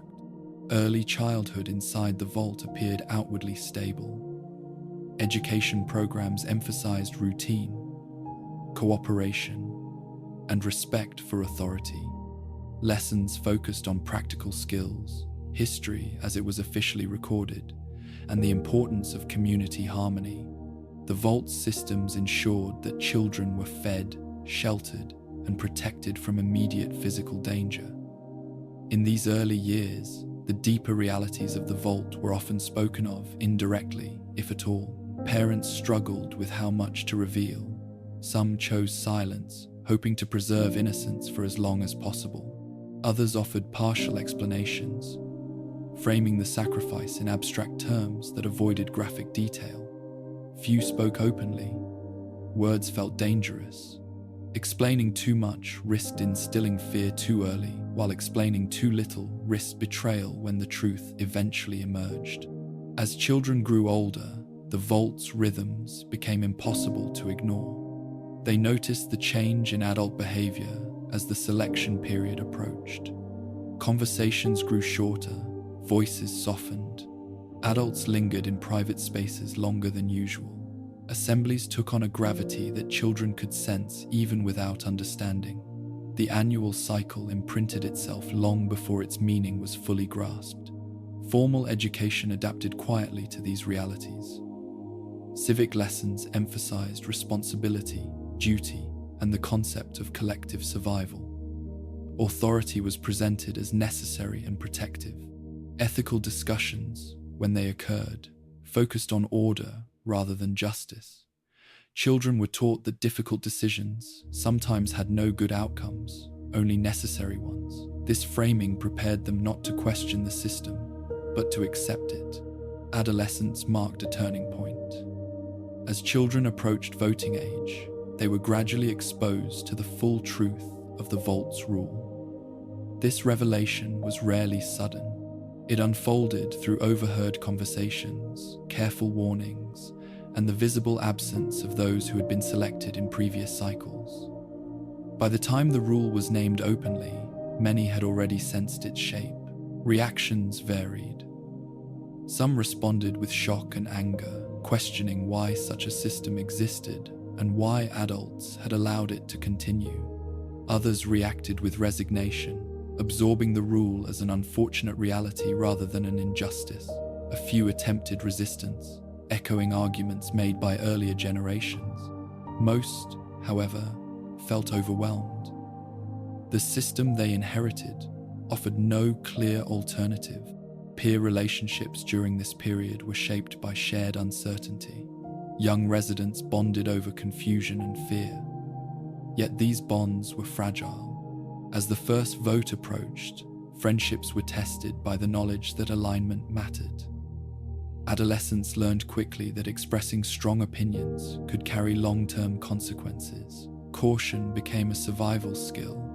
For those born into the vault, the idea of sacrifice was not anchored to a specific event, but to continuity. It was something that happened regularly, reliably, like maintenance or rationing. This normalization did not make the act easier, but it altered its emotional framing.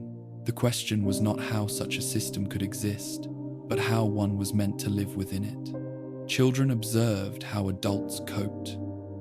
They watched parents withdraw emotionally during certain periods of the year, how grief was contained and rarely discussed openly. They learned that mourning had boundaries. that too much visible sorrow could disrupt order. This observation shaped their own responses to loss. Emotion became something to manage rather than express. Generational differences emerged as a result. They spoke occasionally of a world without the rule, even if only in fragments. Those born inside had no such memory. For them, the vault system was not a deviation, it was the baseline. This difference affected debates about the sacrifice. Younger residents were sometimes more pragmatic, not because they were less compassionate, but because the system felt immutable. Having never known an alternative, they focused on navigating rather than challenging it. Older residents sometimes misinterpreted this pragmatism as indifference, deepening generational tension. Children also absorbed the vault's factional divisions. They learned which perspectives were respected and which were marginalized, often through subtle cues rather than explicit instruction. By the time they reached adulthood, many had already aligned themselves socially, if not ideologically. These alignments influenced future votes, reinforcing patterns established long before. The vault's structure ensured that each generation inherited not just rules, but expectations. The annual sacrifice was framed as something previous generations had endured, creating a sense of obligation to continue. Breaking the cycle felt not only dangerous, but disrespectful to those who had suffered before. This appeal to continuity bound children to the system emotionally as well as procedurally. Psychologically, the burden was heavy. Young residents grappled with identity in a space where moral compromise was normalized. Some internalized guilt for participating, others suppressed it, focusing on routine and duty. The vault offered no guidance for such reconciliation. As adults, those born into Vault 11 often described their world as narrow but stable. They understood its cruelty, yet struggled to imagine life beyond it. The idea of refusal carried not only fear, but unfamiliarity. To choose death over continuation required imagining an outside that felt abstract and unreachable. The presence of children ensured the experiment's longevity. Each generation renewed the system not through force, but through inheritance. The rule did not need to be imposed repeatedly. It was passed down, explained, softened, and normalized. In this way, Vault 11 tested not only obedience, but how values adapt over time. The children of the Vault did not choose the system they were born into. They learned to live with it because there was no alternative offered to them. Their lives unfolded within parameters defined long before their arrival, shaped by decisions made under pressure and preserved through habit. Vault 11 did not rely on cruelty alone to sustain itself. It relied on continuity. By ensuring that new generations accepted the system as given, it reduced the likelihood of sudden rebellion. Resistance requires memory of something better. In the Vault, that memory faded with each passing year. The children grew, voted, and became adults. They took their places within the same structures that had shaped their parents. The cycle continued, not because it was defended passionately, but because it was inherited quietly. In the end, the presence of children transformed the Vault from a temporary shelter into a closed society. The experiment no longer depended solely on fear of death. It depended on the weight of upbringing, on lessons learned early and reinforced often. Vault 11 became a place where survival was not just a choice, but a tradition passed from one generation to the next.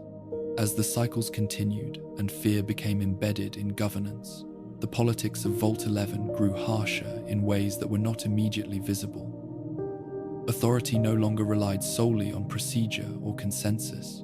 It began to lean on intimidation, accusation, and the careful manipulation of anxiety.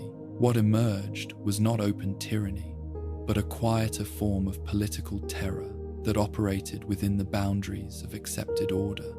False accusations became a tool of influence. In a system where visibility could lead to selection, rumors carried lethal weight. A whispered suggestion that someone was disloyal, unstable, or dangerous to cohesion was often enough to alter how others perceived them. These accusations rarely needed proof. Suspicion alone could isolate a resident socially, stripping them of the alliances that once offered protection. Political rivals learned to exploit this vulnerability. During tense periods before a vote, attention was subtly redirected toward individuals who lacked strong support networks. Past disagreements were reframed as threats to stability. Emotional reactions were labeled as volatility. Even acts of compassion could be twisted into evidence of weakness or ulterior motive. The goal was not justice, but deflection. Leadership contests intensified this behavior. As overseer elections became proxy battles over how the sacrifice would be managed, candidates and their supporters sought to neutralize opposition preemptively. Open debate was risky.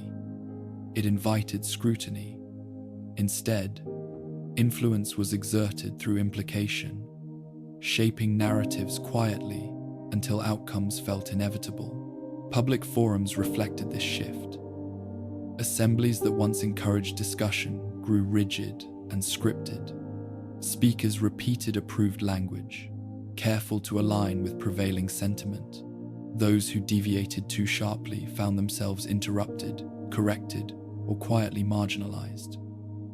The appearance of open discourse remained, but its substance had thinned. Show trials emerged gradually, disguised as investigations or disciplinary reviews. Committees were formed to address alleged violations of vault policy or threats to order. These proceedings followed formal rules, lending them legitimacy, but their outcomes were often predetermined by political alignment rather than evidence. Participation in such processes allowed residents to frame punishment as due process rather than persecution. Confessions became a recurring feature. Under sustained pressure, some residents admitted to exaggerated or fabricated offenses, believing that cooperation might spare them harsher treatment later. These confessions reinforced the narrative that dissent equaled danger. They also absolved others of responsibility, allowing the community to view outcomes as justified rather than engineered. The emotional impact of these practices was profound. Residents learned that safety depended not only on how they voted, but on how they were perceived. Self-censorship deepened. People rehearsed conversations mentally before speaking, weighing each word for potential misinterpretation. Silence became a shield. Children observed these dynamics closely. They saw how reputations shifted overnight, how once respected adults became cautionary examples. These observations taught them that power operated indirectly through social pressure rather than overt force. Authority was no longer confined to the overseer's office. It permeated every interaction. The vault's automated systems played a passive but crucial role. By responding only to compliance, they allowed human politics to fill the moral vacuum. The system did not distinguish between genuine threat and manufactured fear. It required only that the annual selection occur. This indifference empowered those willing to manipulate others. Political terror did not require constant violence. It required uncertainty. Residents never knew when they might become targets of suspicion. This unpredictability discouraged solidarity and encouraged conformity. Even those who recognized the injustice of these tactics hesitated to intervene, fearing association. Over time, the distinction between governance and coercion blurred. Policies justified in the name of stability restricted movement, regulated speech, and monitored behavior. Each measure was presented as temporary, necessary to navigate particularly volatile periods. Yet few were ever fully reversed. Emergency became permanent. The overseer's role evolved accordingly. Leaders were expected not only to administer the system, but to manage perception actively. Maintaining calm meant identifying potential disruptions early and addressing them decisively. This expectation rewarded those willing to act harshly and penalized hesitation. Leadership favored decisiveness over empathy. Residents rationalized these changes by pointing to survival. They argued that extraordinary circumstances required extraordinary measures. The fear of collective death made such arguments persuasive. Over time, the community's moral baseline shifted.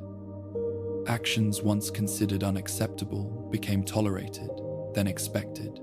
Political terror reshaped memory. Past victims of accusation were remembered not as casualties of the system, but as necessary losses. Their stories were simplified, stripped of nuance, and retold as lessons about responsibility. This reframing allowed residents to distance themselves emotionally from what had occurred. Attempts to challenge these practices were rare and risky. Those who questioned the fairness of investigations or the validity of accusations risked becoming targets themselves. The cost of speaking out often outweighed the uncertain benefit. Silence prevailed not because people believed in the system fully, but because they feared its consequences. The vault did not descend into chaos as a result of these tactics. On the contrary, it became more orderly. Dissent decreased, compliance increased. The annual selection proceeded with fewer disruptions. From a purely functional perspective, the system improved. This efficiency masked its moral decay. Vault 11 demonstrated how easily fear can be weaponized within formal structures. Political terror did not require secret police or visible brutality. It required only a closed environment, high stakes, and the gradual normalization of suspicion. Ordinary people, acting in what they believed was the interest of survival, became participants in a system that punished deviation harshly. By the time later generations came of age, these practices were no longer recognized as extraordinary. They were simply how governance functioned. Accusations, investigations, and exclusions were accepted tools of stability. The memory of a more open community faded, replaced by a belief that such openness had never been possible. The escalation into political terror was not a sudden transformation. It was an adaptation. Each step was justified by the one before it. Each compromise made the next easier. Vault 11 did not require cruelty to be imposed from outside. It allowed cruelty to emerge from within, shaped by fear and sustained by procedure. In this environment, survival and morality drifted further apart.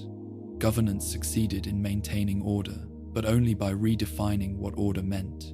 The vault continued to function, its systems humming steadily, while beneath that steady rhythm, trust, fairness, and compassion were systematically eroded.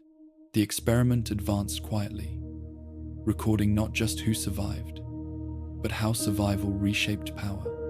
Vault 11 revealed that when fear governs politics, terror does not need to announce itself. It becomes embedded in routine, justified by necessity, and carried forward by those who believe they have no other choice. As the years accumulated and the annual sacrifices blurred into a single, repeating pattern, the justifications that had once sustained Vault 11 began to weaken. The language of necessity remained, but its force diminished through overuse. Residents continued to speak of survival, duty, and responsibility, yet these words no longer carried the conviction they once did.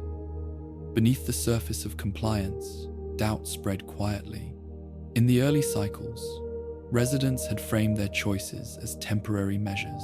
The sacrifice was endured with the belief that it preserved something meaningful, that life inside the vault remained worth protecting. Over time, this belief became harder to sustain. The vault still functioned, but it no longer resembled the future people had imagined when they first entered. Survival had narrowed into repetition. People began to notice the absence of progress. Years passed without improvement in living conditions, without expansion of freedom, without any indication that obedience was leading toward resolution. The sacrifice preserved existence, but it did not restore purpose. This stagnation eroded the moral logic that had justified continued participation. Private conversations reflected this shift. Residents spoke less about what they were saving and more about what they had already lost. The vault no longer felt like a refuge waiting out catastrophe. It felt like a closed loop, sustaining itself without offering hope of change. Even those who had once defended the system grew quieter. Their arguments softened, stripped of certainty. They spoke of endurance rather than necessity, of habit rather than choice. The emotional energy required to justify the sacrifice year after year became exhausting. For many, it was easier to stop trying. Guilt, once managed through rationalization, resurfaced in unexpected ways. Residents experienced it not as acute remorse, but as a persistent weight.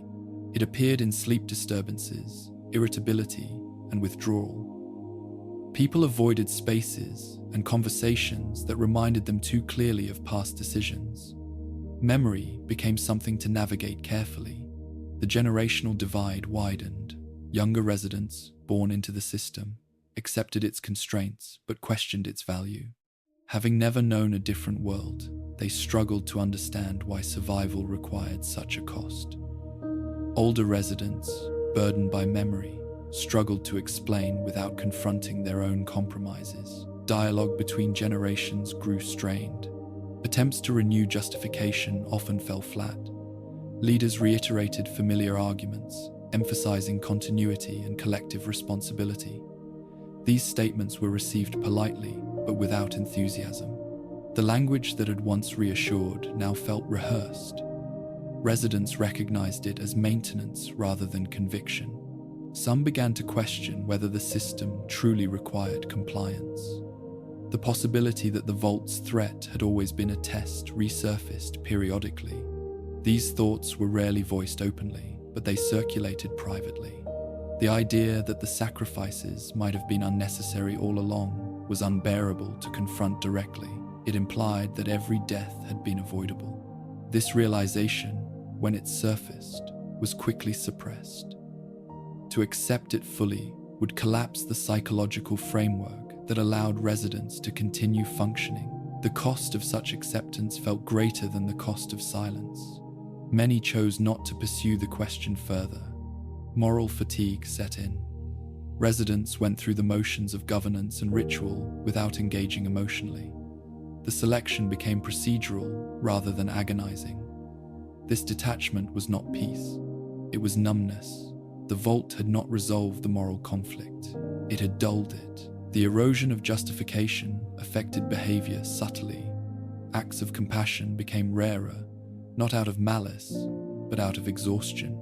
Residents conserved emotional resources, focusing on immediate routines rather than broader questions of meaning. The community endured, but it no longer reflected on why. Leadership felt this shift acutely. Overseers struggled to motivate participation beyond compliance.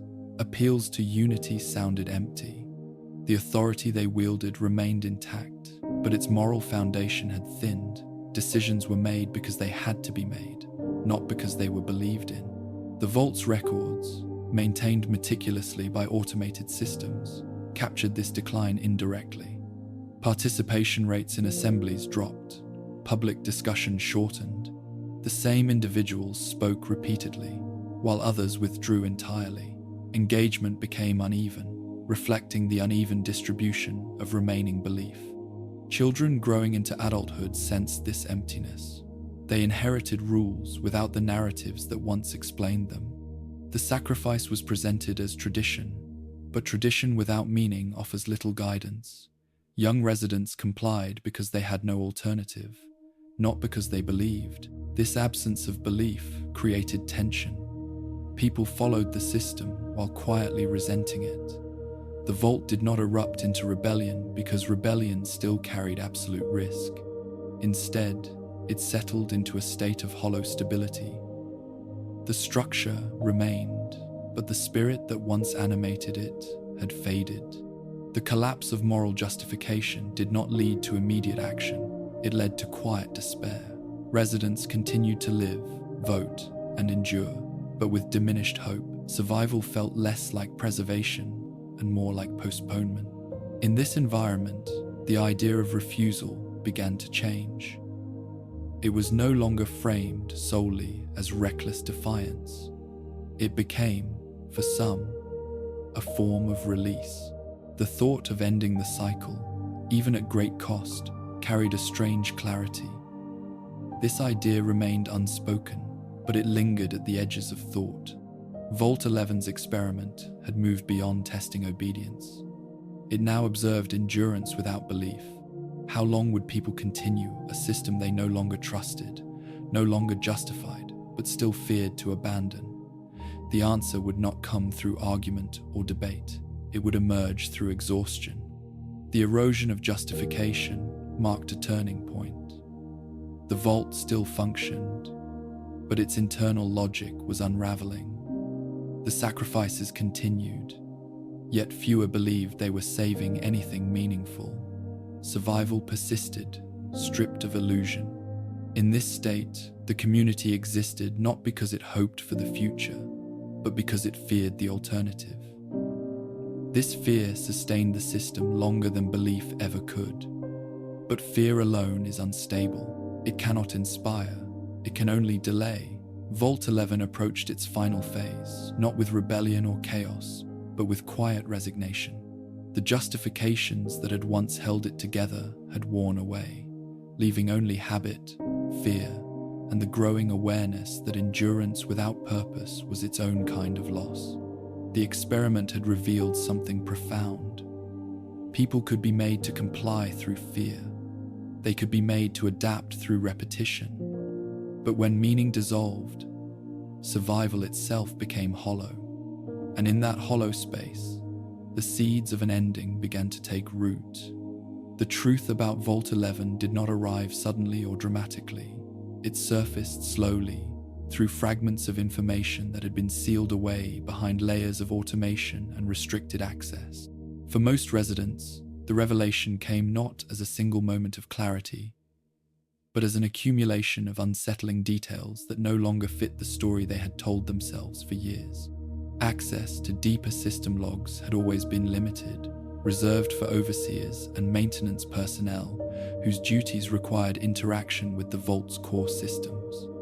As the moral weight of the sacrifice grew heavier, some leaders began to search these records more carefully, not for validation, but for explanation. They wanted to understand why the system demanded what it did, and whether that demand had ever been necessary. What they found was not a justification, but an absence. The Vault's archives contain no evidence that failure to select a sacrifice would result in system failure. The threat of total termination had been presented as an absolute, yet the technical documentation did not support it. There were safeguards, redundancies, and contingency protocols, but none required the death of a resident to maintain life support. This discovery did not immediately translate into certainty. The possibility of incomplete data or hidden fail-safes was considered. Overseers debated whether the logs could be trusted, whether critical information had been omitted intentionally. The fear of being wrong remained powerful. If the threat was real and refusal led to annihilation, the cost of testing it would be irreversible. As more records were examined, the pattern became undeniable. The sacrifice was not a functional requirement, it was an experiment. Vault 11 had been designed to test whether a population, given the belief that survival depended on collective murder, would comply indefinitely. The vault was never meant to shut down if residents refused. It was meant to observe what choice they would make. This realization reframed everything that had come before. Every vote, every accusation, every ritualized death was no longer a tragic necessity, but a voluntary participation in a controlled test. The system had relied not on enforcement, but on belief. It had counted on fear to do the work that violence did not need to. The emotional impact of this knowledge was devastating. Residents who learned the truth experienced a collapse of meaning that few could articulate. The sacrifices had not preserved the vault. They had validated the experiment. Each death confirmed Vault-Tech's hypothesis about obedience under threat. The revelation did not spread quickly. Those who uncovered it hesitated, unsure how to share information that could destabilize the community entirely. To announce the truth openly risked immediate refusal and potential disaster if any remaining uncertainty proved fatal. Yet withholding it felt like a continuation of the same deception that had enabled the system. When the truth was finally shared, it fractured the vault's remaining cohesion. Residents reacted with disbelief, anger, and despair. Some refused to accept it, clinging to the belief that the threat must still be real. Others were overwhelmed by guilt, replaying past decisions through this new understanding. The idea that neighbors had died needlessly was unbearable. Arguments erupted, more intense than any the vault had seen before. Accusations were hurled not only at leaders, but at one another. People demanded to know who had known and when. Trust, already fragile, shattered under the weight of revelation. The knowledge did not unify the community. It exposed how deeply divided and damaged it had become. For many, the most painful realization was not that Vault-Tec had lied, but that the lie had been accepted so readily. The system had not required force, it had required compliance. The residents had enforced it themselves, year after year, believing they were protecting one another. The truth stripped away the last remaining moral defense. The discovery also reframed resistance. Those who had questioned the system earlier were no longer seen as reckless or naive. They were seen, by some, as voices that should have been heeded. This retrospective recognition brought little comfort. It could not undo what had been done. Children and younger residents struggled to process the revelation differently. For them, the sacrifice had been a fact of life, unquestioned and normalized. Learning that it had been unnecessary challenged their understanding of authority entirely. It forced them to confront the idea that the adults they trusted had been wrong, and that the system they inherited was built on deception. Leadership collapsed under this weight. Overseers who had served faithfully found their authority evaporating. Their decisions, once framed as tragic but necessary, were now seen as complicit. Even those who had acted with hesitation and regret could not escape responsibility. The distinction between coercion and choice blurred in hindsight. The Vault's automated systems remained silent throughout this turmoil. They did not intervene, correct, or explain. Their indifference reinforced the truth of the revelation. The system had never cared about justice or survival. It cared only about observation and outcome. In the aftermath of the truth, residents faced a final, unfiltered choice. They could continue the ritual, knowing it was meaningless, or they could refuse, accepting whatever consequence followed. The fear that had sustained the system for so long lost its foundation. The threat, once absolute, now felt hollow. This moment marked the end of illusion. Vault 11 was no longer a shelter misunderstood. It was a laboratory exposed. The residents were no longer participants, unaware of the test. They were witnesses to its conclusion. The revelation did not offer redemption. It offered clarity. And clarity, in this place, was more destabilizing than fear had ever been. The knowledge that the sacrifices had been unnecessary did not free the residents from guilt. It forced them to confront it without justification. Vault 11 had achieved what Vault-Tec intended. It had demonstrated that belief could be weaponized more effectively than force. That people, convinced survival depended on obedience, would commit acts they would otherwise reject. The experiment did not end when the truth was revealed. It ended when the residents were forced to decide what that truth meant.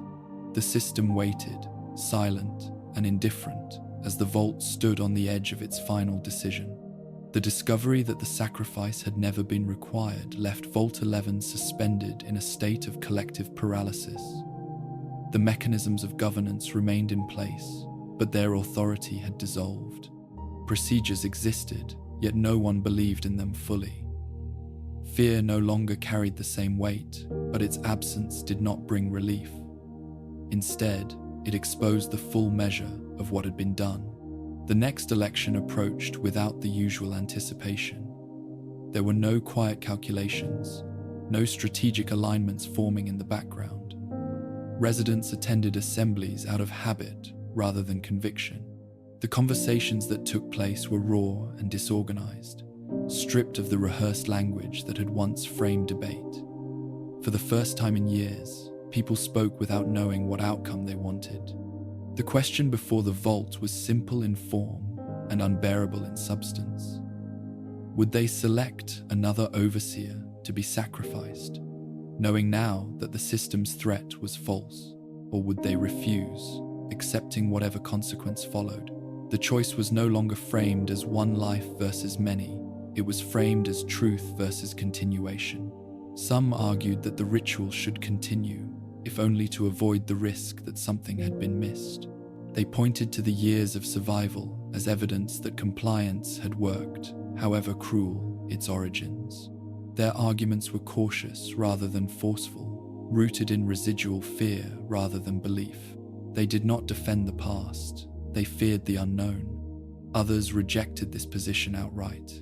They argued that continuing the sacrifice would be an admission that the vault's residents were incapable of change. To proceed would mean accepting that fear had become permanent, that even truth could not interrupt the cycle. For them, refusal was not reckless. It was the only remaining act of agency. These positions did not align neatly with the old factions. Lines blurred. Individuals who had once defended compliance now hesitated. Others who had remained silent for years spoke with unexpected clarity. The revelation had destabilized identity as much as governance. People no longer knew where they stood, only what they could no longer accept. The overseer at the time found themselves without guidance. The authority of the office had vanished with the truth. Any direction offered would be interpreted as manipulation rather than leadership. The role that had once centralized responsibility now served only as a reminder of past complicity. Decisions could no longer be absorbed by procedure. As discussions continued, guilt surfaced openly for the first time. Residents spoke of specific names, specific years, moments they had avoided recalling. The abstraction that had shielded them for so long broke down. The weight of accumulated loss pressed against the present, demanding acknowledgement. This reckoning did not bring unity, it brought grief. Some residents withdrew entirely, unable to engage with the choice before them. Others grew restless, seeking resolution through action rather than debate. The vault's corridors echoed with unease, not fear of punishment, but fear of responsibility. The final vote was scheduled without ceremony. There were no speeches from leadership, no framing statements. The overseer announced the process simply, their voice stripped of authority and expectation. The system's interface illuminated as it always had, waiting for input without commentary. Residents approached the decision individually, without coordination. For the first time, there was no dominant narrative guiding behavior. Each person confronted the choice alone, informed by memory, regret, and exhaustion. The act of voting felt heavier than any previous cycle, not because of fear, but because of clarity. When the votes were tallied, the result was decisive. The vault refused to select another overseer. There was no ambiguity, no split outcome that could be negotiated or reinterpreted. The refusal was collective, not because everyone agreed, but because enough people could no longer participate. Silence followed the announcement. There was no celebration, no relief. Residents waited for the system's response, uncertain whether the threat had been a lie or a final test. The vault's automated voice did not issue warnings. Timers did not begin counting down. For a moment, nothing happened. Then the system responded, not with restraint, but with enforcement. Vault 11's hidden protocols activated, not to preserve life, but to conclude the experiment. The mechanisms that had sustained the vault shifted purpose. Environmental controls altered, security systems locked into final states. The consequence of refusal was not survival, but termination. The revelation that the threat had been false did not prevent punishment. It revealed its purpose. The vault was not designed to reward moral awakening. It was designed to observe whether obedience would persist, even when exposed as unnecessary. The refusal marked the end of data collection, not the beginning of mercy. Residents understood this too late. There was no panic, no scramble for reversal. The decision had been made with full knowledge of risk. Those present did not beg or bargain. They bore witness to the system's final act with a quiet resignation born of long endurance. In the moments before execution, people gathered not in assemblies, but in small clusters. Families held one another. Individuals stood alone, eyes closed or fixed on the walls that had contained their lives. The vault did not allow speeches or final words. It did not require them. The systems acted with mechanical precision. Life support failed not through explosion or fire, but through calculated withdrawal. The end came without spectacle, as the experiment itself had unfolded. One by one, the residents of Vault 11 died, not as punishment for refusal, but as confirmation of its futility. The final vote did not save them. It did not redeem the past. It did not undo the harm inflicted over decades. It demonstrated that obedience, even when stripped of illusion, had limits. The refusal was not an act of hope. It was an act of truth. Vault 11 fell silent, its corridors empty, its systems dormant. The experiment had concluded. The data was complete. The vault had proven that fear could sustain cruelty, that habit could outlast belief, and that revelation did not guarantee salvation. The final vote was not a victory, it was an ending. And in that ending, the residents reclaimed the only choice the system had not been able to erase. They refused to continue, even knowing the cost. When the refusal was recorded and the vault's systems recognized that the annual requirement had not been fulfilled, Vault 11 entered its final operational state. There was no warning siren, no escalating alarm meant to inspire panic or reversal. The system did not argue or attempt persuasion. It responded with the same neutrality that had governed every stage of the experiment. Automated protocols initiated across the vault simultaneously. Security doors sealed permanently. The infrastructure that had once supported daily life reoriented itself toward containment rather than continuation. Residents who had waited for catastrophe found it arriving not as chaos, but as quiet inevitability. Life support systems were adjusted gradually rather than abruptly. Oxygen levels declined incrementally. Environmental controls shifted away from habitable parameters. The changes were precise, calculated to ensure completion without disruption. The vault did not seek to punish through suffering. It sought to conclude. This restraint revealed the experiment's true character. Vault 11 was never designed to extract obedience through fear of pain. It relied on fear of consequence. Once the final data point had been collected, the system no longer required theatrics. The residents' refusal was sufficient. Their fate had already been determined by the vault's design. People became aware of the changes through subtle cues. The air felt heavier, lights dimmed slightly, temperature regulation faltered. There were no announcements explaining what was happening. The system offered no commentary. It had nothing left to observe beyond response, and response was no longer possible. Residents did not run. There was nowhere to go. The finality of the situation was understood almost immediately. The vault's refusal to communicate made its intent clear. This was not a malfunction. It was execution, carried out through omission rather than force. Some residents attempted to reach control interfaces, hoping for intervention or confirmation. Access was denied uniformly. The systems that had once allowed limited oversight were now sealed. The vault had removed the illusion of partnership entirely. It was no longer a shared space. It was a closed conclusion. The absence of violence shaped the final moments profoundly. There was no enemy to confront, no act to resist. The system did not require participation. It simply withdrew support. This withdrawal denied the residents any final assertion of agency beyond what they had already chosen. In small groups, people gathered instinctively. Families remained together.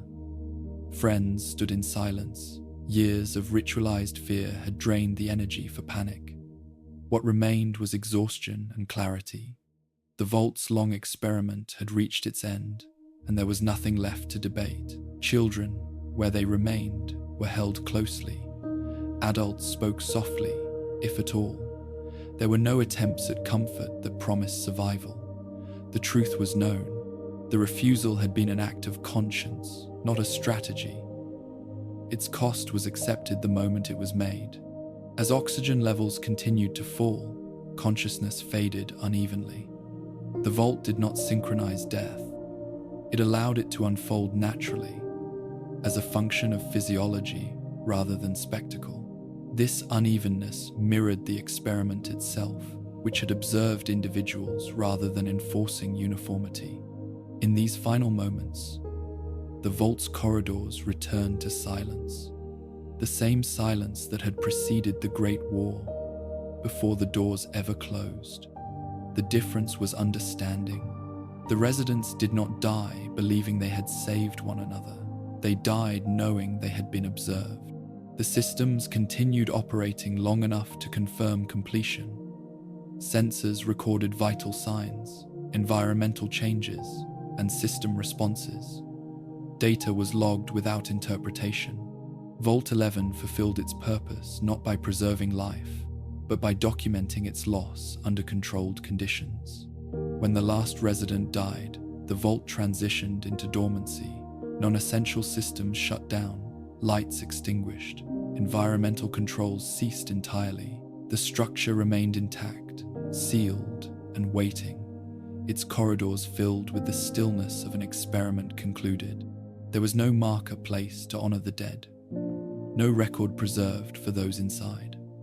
Vault 11 did not commemorate its subjects. It archived them. Their lives, choices, and deaths were reduced to data points stored deep within systems that would never reflect on their meaning. The execution of the residents was not an error or an overreaction. It was the final condition of the experiment. Refusal was always permitted, but it was never meant to lead to survival. The test was not whether people would stop complying.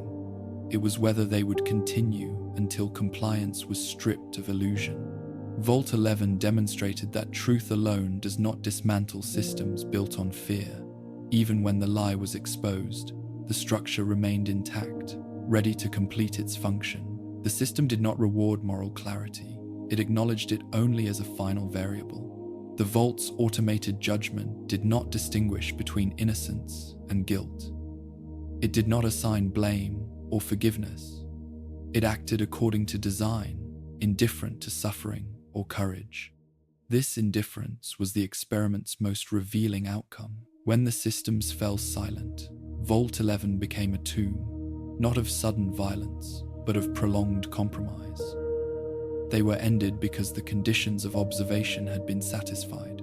Long after the vault sealed itself permanently, its existence remained hidden beneath the Mojave. The world above continued without knowledge of what had occurred below. No warning was issued. No lesson was broadcast. The experiment ended quietly, as it had unfolded. Vault 11 did not collapse. It concluded. Not to save humanity, but to measure how far it would go when survival was made conditional, and how little mercy remained once that measurement was complete. After the final system shut down and the last life signs faded from the vault's records, Vault 11 entered a state of absolute stillness. The corridors that had once echoed with conversation, argument, and ritualized fear were left unchanged, preserved exactly as they had been at the moment the experiment concluded. Doors remained sealed. Lights stayed dark. The vault did not decay. It waited. Silence settled unevenly at first. Residual sounds lingered in the machinery, the slow cooling of systems that had operated without interruption for decades. Then even those diminished. Air ceased to circulate. Temperature equalized with the surrounding rock. What remained was a controlled emptiness, maintained by the same engineering precision that had sustained life for so long. The absence of human presence transformed familiar spaces. Assembly halls became hollow chambers, their seating arrangements frozen in place. Residential quarters stood untouched, personal belongings resting where they had last been set down. The vault did not reclaim these objects or reorganize them. It preserved them as they were, a snapshot of a society at its end. Time inside the vault lost its meaning. Without human routines to mark its passage, days and years became indistinguishable. Dust settled slowly, undisturbed by footsteps or airflow. Screens remained dark, waiting for input that would never come. The vault's architecture, designed to support continuity, now served only to contain memory. The silence carried weight. It was not the silence of abandonment, but of completion. The systems that remained active were minimal, dedicated only to maintaining structural integrity and preserving internal records. The bodies of the residents remained where they had fallen. There was no automated cleanup, no final procedure to arrange or remove them. The system did not require order after death. It required only confirmation. Once that was achieved, intervention ceased. The vault did not honor or erase its subjects. It left them as evidence. In corridors and rooms, the positioning of bodies told silent stories. Some lay together, others alone. Some were seated, others collapsed mid-motion. These final arrangements were not staged or symbolic. They were the natural result of individuals choosing where to spend their last moments. The vault recorded none of this meaning. It simply preserved the outcome. The silence also preserved the tools of governance. Voting terminals stood unused, their interfaces unchanged since the final refusal. Notices remained posted on walls, reminders of procedures that no longer applied. These artifacts of authority lingered without purpose, stripped of relevance by the absence of those who once obeyed them. Children's spaces were particularly still. Educational materials remained arranged carefully, lessons incomplete. These areas bore the quiet contradiction of a system designed to sustain generations that ultimately ended itself. The presence of such spaces underscored the experiment's scope. It had not merely tested adults under pressure, it had shaped lives from birth to death. In the overseer's office, records remained intact. Logs documented decisions, votes, and outcomes in clinical language. There was no annotation marking the experiment's conclusion as a moral failure or success. The data was complete. Interpretation was left to those who might one day find it. The vault did not broadcast its status to the outside world. There were no distress signals, no final transmissions. Vault 11 closed inward, its existence sealed beneath the Mojave as thoroughly as it had been on the day the doors first shut. The world above moved on without awareness. Radiation levels outside shifted over time. The desert changed, structures above ground decayed and collapsed. Yet beneath the surface, Vault 11 remained stable. Its walls resisted corrosion. Its internal environment changed only slowly, governed by geology rather than timekeeping. This preservation was not an accident. Vault-Tech's construction standards ensured that vaults could endure long after their inhabitants were gone. Vault 11 was not meant to collapse or be reclaimed quickly. It was meant to remain, holding its contents until discovered, if discovery ever came. The silence inside the vault was complete, but not empty. It was filled with the residue of choices, the accumulation of years spent adapting to fear. The absence of sound did not erase the presence of consequence. It amplified it. If one were to walk those corridors long after the end, the stillness would feel deliberate. Nothing was disturbed. Nothing was rearranged. The vault did not crumble into chaos after the residents' deaths. It retained its order, mirroring the order that had sustained the experiment even as it destroyed its subject. This order was perhaps the experiment's most enduring feature. Vault 11 demonstrated that systems built on fear do not require ongoing enforcement to persist. Even in death, the structure remained intact, a physical manifestation of compliance made permanent. The silence also marked the end of narrative from within. There were no survivors to reinterpret events, no evolving memory to soften or reframe what had occurred. The vault's story froze at its conclusion, unaltered by reflection or revision. What remained was what had been. In this way, Vault 11 became more than a tomb. It became a record, not of heroism or rebellion, but of endurance taken to its limit. The quiet inside was not peaceful, it was final. The vault did not mourn its residents. It did not acknowledge their suffering. It did not offer explanation. Its silence was not compassionate. It was procedural. The experiment had ended, and with it, the need for response. Years passed, decades.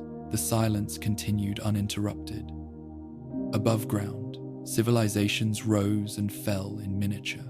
Below, Vault 11 waited, unchanged, its existence known only to the systems that had outlived their creators. The stillness inside the vault served no purpose beyond preservation. It did not warn or instruct. It simply existed, holding the remains of a society that had been shaped, tested, and concluded under controlled conditions. Vault 11 did not leave behind a legacy in the traditional sense. There were no monuments, no teachings passed down. Its legacy was contained entirely within its walls, inaccessible and unread, until someone chose to descend. The silence was not an ending that resolved anything. It was the absence of continuation. The vault had no more questions to ask. The data was complete. The observation was finished. And so Vault 11 remained, sealed beneath the Mojave, its corridors filled with stillness, its systems dormant, its story paused at the moment of its final decision. A place where time had stopped, not in preservation of life, but in confirmation of what fear, when sustained long enough, could make ordinary people accept. The silence did not speak. It waited. Vault 11 did not remain sealed forever. Long after its systems had fallen silent and its residents had become motionless records of an ended experiment, the outside world shifted enough to allow intrusion. Time, erosion, and chance opened pathways that Vault-Tec had never intended to be used again. And through those pathways, one human presence entered the vault after its long silence had already begun. This individual did not arrive as part of the experiment. They were not a resident, nor a subject shaped by the vault's cycles. They came from the wasteland above, carrying with them a different set of instincts formed under open sky and constant danger. To them, Vault 11 was not a home or a system. It was a ruin, sealed and forgotten, promising shelter, technology, or salvage. The initial entry was cautious. Vault doors that had once required authorization responded instead to decay and force. Internal lights did not activate automatically. The air inside was stale but breathable, preserved by the vault's construction rather than active systems. The silence was immediate and unsettling, deeper than the quiet of abandoned buildings above ground. As the survivor moved deeper into the vault, the scale of what had occurred became gradually apparent. Bodies lay scattered throughout corridors and rooms, undisturbed by scavengers or time. There were no signs of struggle, no evidence of sudden violence. The stillness suggested something deliberate, something systemic. This was not a raid or a collapse. It was an ending. The survivor encountered the remains without context at first. The arrangement of bodies raised questions that could not be answered immediately. Some lay in groups, others alone. There was no central point of destruction. The vault had not been breached violently. Whatever had happened had occurred internally, evenly, and completely. Moving through the residential areas, the the survivor saw traces of daily life interrupted. Personal belongings remained where they had been left. Tables were set, beds were unmade, children's items rested untouched. These details suggested not panic, but resignation. The absence of barricades or defensive measures reinforced the sense that the residents had not been attacked. They had stayed. It was only through interaction with the vault's terminals that the survivor began to understand the scope of the tragedy. Logs remained accessible, preserved by internal memory systems. These records did not speak emotionally. They documented votes, procedures, and outcomes with mechanical precision. The language was administrative, detached, and methodical. As the survivor read, the narrative unfolded slowly. The annual requirement, the overseer system, the sacrifices. Each entry added weight to the environment, transforming the vault from a static ruin into a place defined by choice and consequence. The survivor learned not only what had happened, but how it had been justified. This process of discovery was not instantaneous. The survivor moved between terminals and spaces, connecting records to physical evidence. A log describing a vote corresponded to a cluster of bodies nearby. An overseer's entry matched an office left intact. The vault told its story through alignment rather than explanation. The most significant revelation came last. The survivor discovered the truth about the experiment, the confirmation that the sacrifices had never been required. This information reframed everything that had come before. The bodies were no longer the result of tragic necessity. They were the result of belief enforced through fear. For the survivor, this realization carried a different weight than it had for the residents. They had not participated, they had not voted, they bore no direct responsibility. Yet standing among the remains, responsibility felt unavoidable. To witness was to inherit the burden of understanding. The survivor was not immune to the vault's atmosphere. Prolonged exposure to its silence and evidence took a toll. The contrast between the structured cruelty of the vault and the chaotic violence of the wasteland above was stark. The vault had killed without bloodshed, without rage, and without resistance. Its efficiency was more disturbing than any battlefield. At some point, the survivor became aware that they were the only living presence inside. No other explorers followed. No creatures nested within the corridors. Vault 11 remained untouched, preserved by obscurity. The survivor moved through it alone, a singular consciousness among decades of finality. This isolation shaped the experience profoundly. There was no one to share discovery with, no immediate outlet for reaction. The vault did not allow for quick departure without understanding. To leave without reading the logs would be to leave the story incomplete. The survivor stayed longer than necessary, drawn by the need to comprehend. As understanding deepened, the survivor's relationship to the vault changed. What had begun as exploration became contemplation. The corridors felt heavier. Each step echoed against the awareness that the people who had lived here had believed survival required what they did. The survivor was not judging them. Judgment felt inadequate. The vault's final recordings addressed no one directly. The survivor was reading messages never meant to persuade or explain, only to record.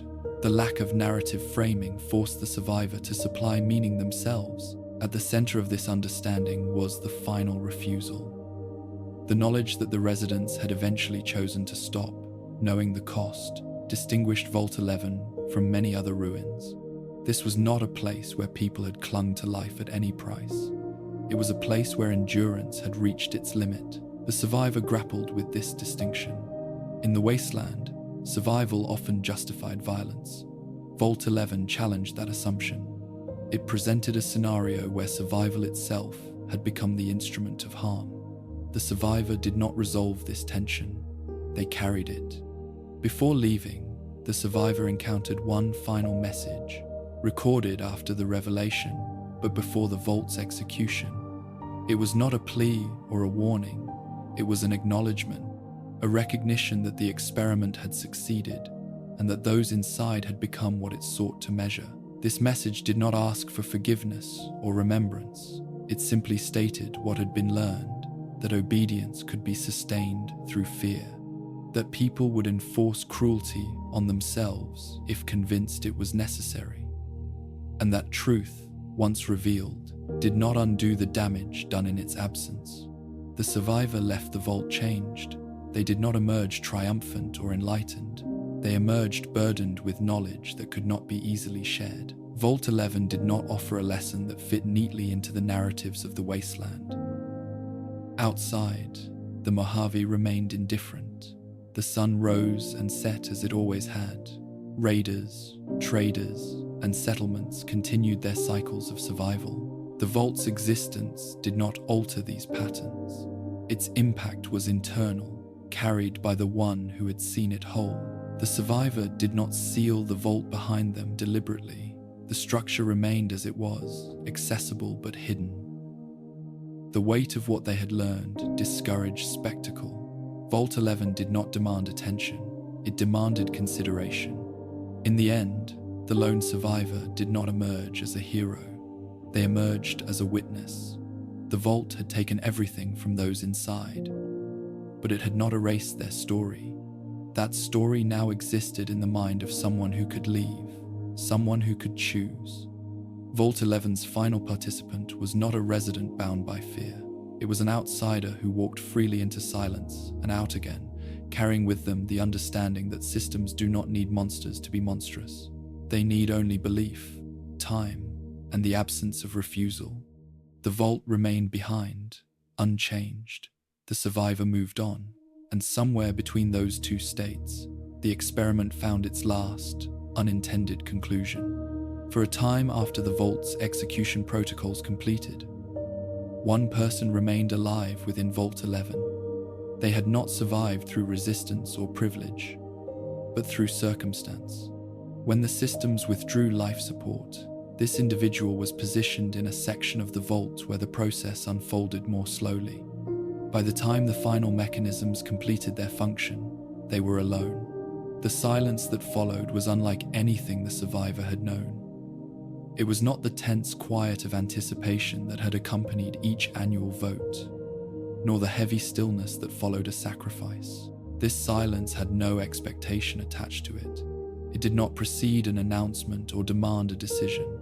It simply existed, filling every corridor without interruption. At first, the survivor moved cautiously, unsure whether the vault's systems might resume activity.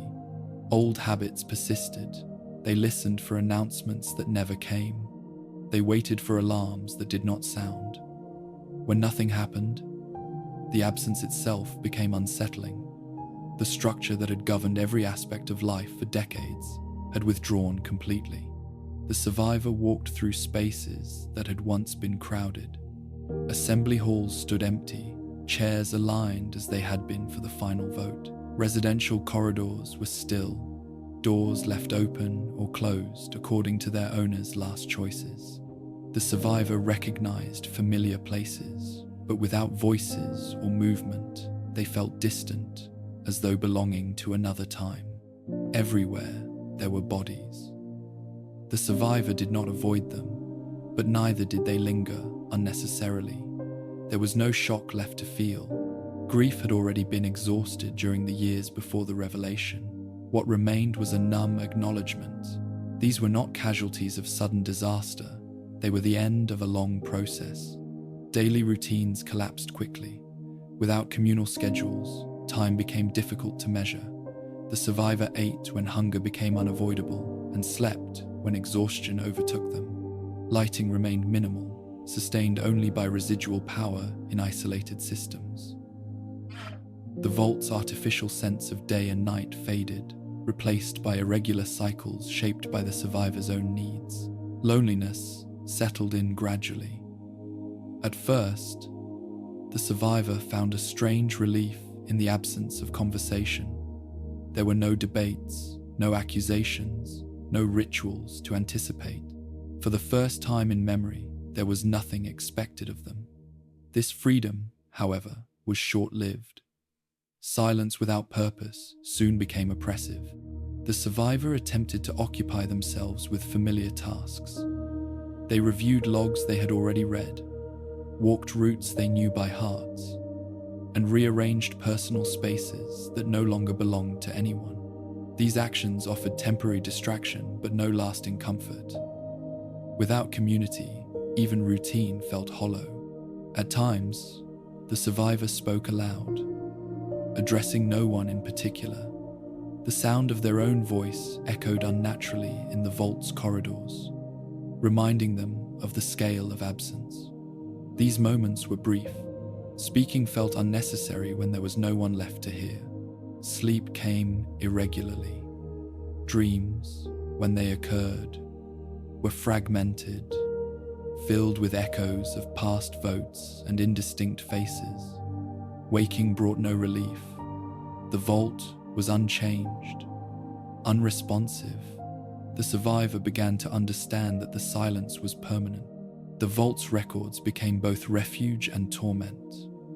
Reading through decades of logs allowed the survivor to trace the full arc of the experiment, to see patterns that had been invisible while living within it. Yet this understanding offered no solace. Knowledge did not undo participation, it clarified it. The survivor became acutely aware of their own role. They had voted. They had complied. They had survived when others had not. This survival did not feel like fortune. It felt like an afterthought, a remainder left behind when the system had completed its task. The question of why they remained alive had no satisfying answer. This randomness stripped survival of meaning, leaving the survivor to confront existence without justification. Food supplies, though limited, remained accessible. The vault's storage had been stocked for years. The survivor could have remained indefinitely, sustained physically by what remained. This possibility was unsettling. The idea of living alone in the vault, surrounded by evidence of collective failure, felt unbearable. The vault's atmosphere changed as the survivor's perception shifted. What had once been a place of containment now felt like a mausoleum. Every space carried memory. Every corridor led to reminders of decisions that could not be reversed. Staying meant reliving them endlessly. Gradually, the survivor began to consider leaving. The outside world, once feared as hostile and unknown, now represented movement and uncertainty rather than confinement.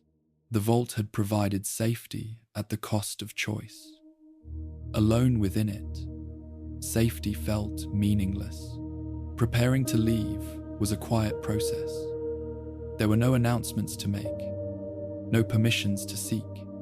The survivor gathered what they needed without urgency. Each step away from familiar spaces felt both lighter and heavier. The vault had shaped their entire existence. Leaving it meant abandoning the only world they had known. Before departing, the survivor recorded a final message. It was not addressed to any specific person. It did not ask for understanding or forgiveness. It documented the truth of what had happened and acknowledged responsibility without defense. The message was brief, its tone resigned rather than accusatory. This act of recording was not intended to absolve guilt.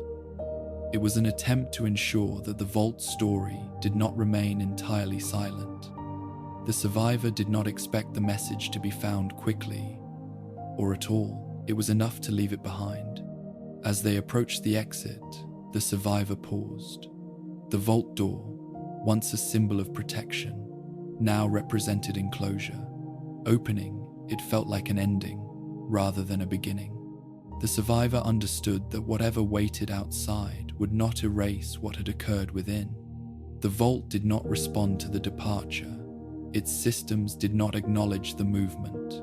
The structure remained inert, indifferent to the presence or absence of its final occupant. The vault no longer observed. When the survivor stepped out into the Mojave, they left behind not just a place, but a version of themselves shaped by decades of fear and compromise. The air outside felt unfamiliar, harsh, and unfiltered. Yet it was real in a way the vault had not been. Life alone in Vault 11 had not offered clarity or peace. It had offered only reflection, stripped of distraction. The survivor did not leave because the vault was uninhabitable. They left because it had nothing left to ask of them. Behind them, the door remained open just long enough to allow passage. Then it closed, sealing the vault once more. Inside, silence resumed its hold, unchanged by the brief presence of one final life. The survivor walked away, carrying no certainty, only the knowledge that endurance without meaning was its own form of extinction. Vault 11 had tested obedience. In its aftermath, the survivor faced a different test entirely: what to do with freedom, once fear no longer defined it. The decision to leave Vault 11 did not arrive as a moment of clarity. It emerged gradually, shaped by the quiet pressure of isolation and the slow recognition that nothing inside the vault could change anymore. Survival within those walls was possible, but it no longer held purpose. The systems were inert. The routines were empty. The experiment had concluded, and with it, the reason for staying. For years, the vault had defined safety as enclosure. The outside world had been framed as uninhabitable, chaotic, and lethal. This belief had guided every decision, every compromise. Yet, standing alone in the aftermath, the survivor began to understand that safety without connection was not preservation. It was suspension. The vault offered food, shelter, and stable temperature. It offered predictability. What it could no longer offer was direction. Each day inside felt identical to the last, marked only by hunger and sleep. Time stretched without markers, dissolving into a continuous present. The survivor realized that remaining would mean existing without future, a quiet extension of the experiment's final stillness. Memories surfaced more frequently as the decision took shape. The survivor recalled early years when the vault still felt communal, when shared meals and conversations filled the corridors. Those memories no longer comforted, they sharpened the sense of loss. The vault preserved the past too well, allowing it to linger without resolution. Fear of the outside world remained, but it had changed. It was no longer the abstract terror cultivated by vault doctrine. It was a practical uncertainty, grounded in known dangers rather than imagined ones. Raiders, radiation, scarcity. These threats were real, but they were not designed. They did not demand obedience. They did not require sacrifice as proof of worthiness. The survivor weighed these realities quietly. Leaving meant exposure, risk, and the absence of structure. Staying meant stagnation, memory, and an unending confrontation with consequence. Between these options, the latter felt heavier. Preparation took time. The survivor gathered supplies deliberately, not out of urgency, but out of habit. Years of structured living had ingrained careful planning. They selected tools, food, and clothing, knowing that nothing could fully prepare them for life beyond the vault. The act of preparation itself felt symbolic, a return to agency after decades of imposed routine. As the day of departure approached, the survivor moved through the vault one final time. They did not seek closure. They observed. Corridors, rooms, and terminals passed by without commentary. The vault did not change in response. It remained what it had become, a finished system with no capacity for reflection. The overseer's office drew a final pause, not because it represented authority anymore, but because it encapsulated the experiment's core. From this space, decisions had been announced and recorded. Standing there now, alone, the survivor felt neither anger nor reverence, only distance. The survivor considered sealing the vault behind them, restoring its isolation. In the end, they did not. Closing the door felt like an attempt to erase rather than acknowledge. leaving it as it was allowed the possibility of discovery, however remote. The vault did not belong to them, it belonged to its history. Approaching the exit stirred memories of arrival long ago. Back then, the door had represented salvation. It had closed with finality, cutting off the world above. Now it represented departure, not rescue. The survivor recognized the symmetry without finding comfort in it. The mechanisms that opened the door responded sluggishly, powered by systems long past their intended lifespan. As the door shifted, light from the Mojave filtered in, unfamiliar in its intensity. The air outside carried heat, dust, and the scent of open space. It felt unfiltered, uncontrolled. Crossing the threshold was quiet.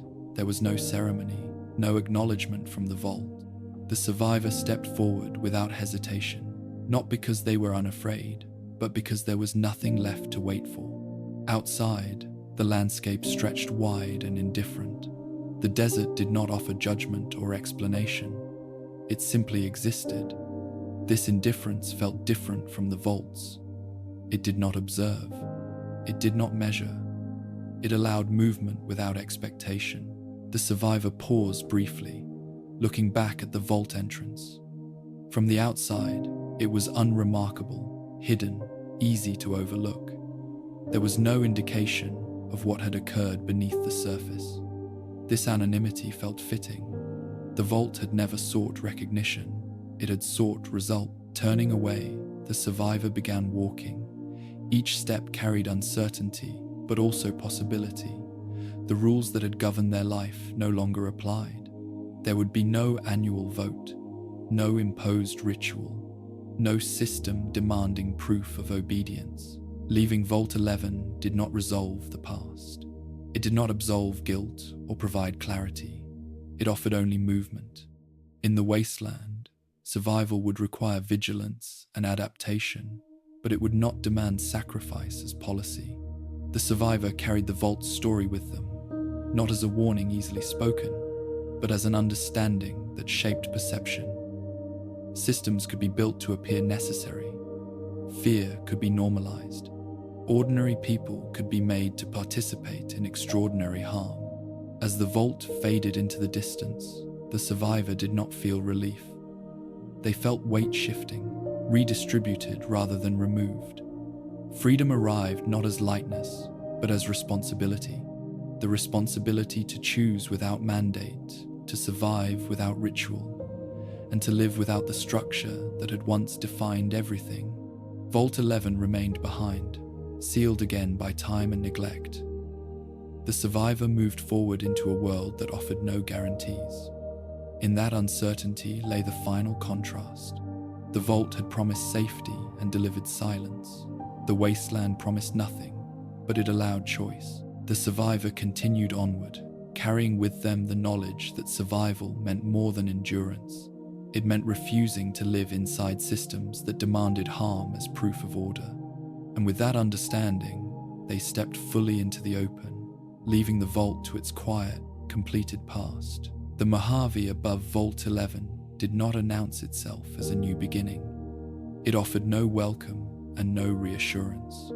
The land stretched outward in muted tones of dust and stone, shaped by heat, radiation, and time. For the survivor, stepping into this landscape was not an escape from danger, but a transition into a different kind of uncertainty.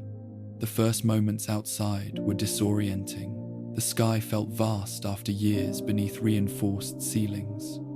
Light shifted constantly, unfiltered by artificial systems. Wind moved freely, carrying sounds and scents that had been absent from the vault for an entire lifetime. These sensations demanded attention in ways the controlled environment never had. The survivor paused, adjusting to the openness. Inside the vault, distance had been measured in corridors and levels. Outside, there were no clear boundaries. The horizon offered no immediate guidance, only directionless space. Movement required choice rather than procedure. Physical challenges asserted themselves quickly. The air was dry and harsh, lacking the regulated balance the vault had maintained. Each breath felt heavier, not because it was unsafe, but because it was uncontrolled. The survivor became aware of their body in new ways, of thirst, heat, and fatigue, unmitigated by system oversight. The wasteland did not resemble the images preserved in Vault education. There were no clear markers of civilization, no signs of organized recovery. Scattered debris and distant ruins hinted at past structures, but they offered little context. This was not a world waiting to be reclaimed. It was a world that had adapted without regard for human intention. Radiation lingered unevenly, detectable not through alarms but through subtle physical cues. The survivor moved cautiously, learning to read the landscape as they walked. The skills learned in the vault, centered on compliance and routine, offered limited guidance here. Survival required observation and adaptation rather than adherence. Sounds carried differently outside. Distant movement could be wind or something living. The survivor listened carefully, aware that the silence of the vault had trained them poorly for this environment. Outside, silence was never complete. It shifted, broken by subtle signals that demanded interpretation. As hours passed, the survivor encountered remnants of other lives. Discarded items, improvised shelters, and faint trails suggested that others moved through this space, though rarely stayed long. These traces offered no sense of community, only evidence of transient survival. People passed through the Mojave, leaving little behind. The absence of immediate threats was unsettling. The survivor had expected danger to announce itself clearly. Instead, the wasteland revealed itself slowly, its hazards dispersed rather than concentrated. This dispersion required constant vigilance. There were no schedules, no countdowns, no warnings issued in advance. The survivor's understanding of risk shifted. Inside the vault, danger had been predictable, structured, and cyclical. Outside, it was irregular and situational. There was no single decision that determined survival. There were many small ones, made continuously. As the day progressed, the survivor began to notice signs of life adapted to this environment. Mutated plants clung to rocky soil. Insects moved with unfamiliar patterns. These organisms did not signal hope or despair. They existed. Their presence underscored a truth the vault had obscured. Life continued, not according to design, but according to resilience. The survivor felt a growing awareness of vulnerability.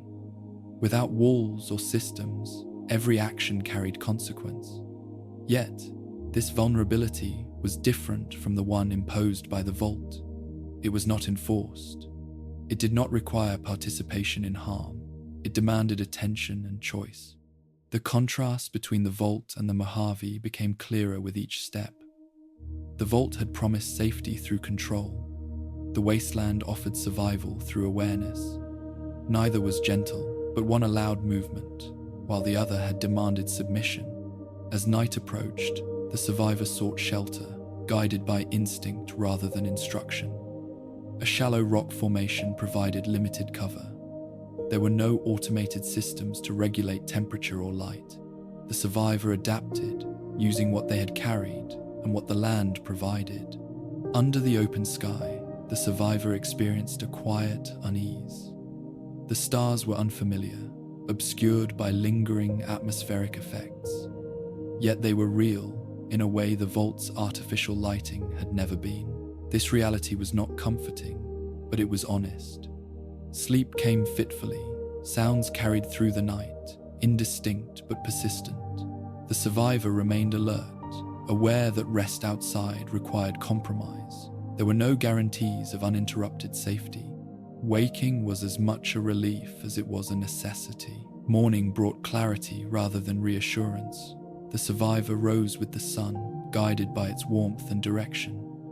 The Mojave revealed more detail in daylight, its harshness balanced by openness. There were no corridors to retrace, no systems to consult. Progress depended on judgment. As the survivor continued onward, they reflected on the difference between surviving a system and surviving a landscape. The vault had shaped behavior through fear of consequence. The wasteland shaped behavior through immediate feedback. Mistakes here were personal, not collective. Responsibility could not be transferred or ritualized. This distinction mattered deeply. For the first time, survival was not tied to the fate of others. There was no vote, no sacrifice demanded. The survivors' choices affected only themselves. This autonomy was unsettling but necessary. The Mojave did not offer redemption or meaning. It offered space to move, to decide, to continue without obligation to a system designed by others. The survivor did not mistake this for freedom without cost. The cost was constant awareness. As distance grew between the survivor and Vault 11, the vault's presence diminished. It became a memory rather than a structure, a set of lessons carried internally rather than enforced externally. The survivor did not forget it. They did not seek to. The wasteland absorbed the survivor without comment. There was no threshold marking full departure, no moment when the vault's influence disappeared entirely. It lingered in habits and reflexes, slowly replaced by new responses shaped by exposure and choice. In the Mojave, survival was neither promised nor denied. It unfolded moment by moment, indifferent to justification. The survivor continued forward, guided not by procedure or fear, but by the simple necessity of moving through a world that no longer required them to prove obedience in exchange for breath. The vault had demanded endurance. The wasteland demanded awareness. Between these demands, the survivor found no resolution, only continuation. And in that continuation, the first quiet distance from Vault 11 began to form, measured not in miles, but in decisions made without ritual or mandate.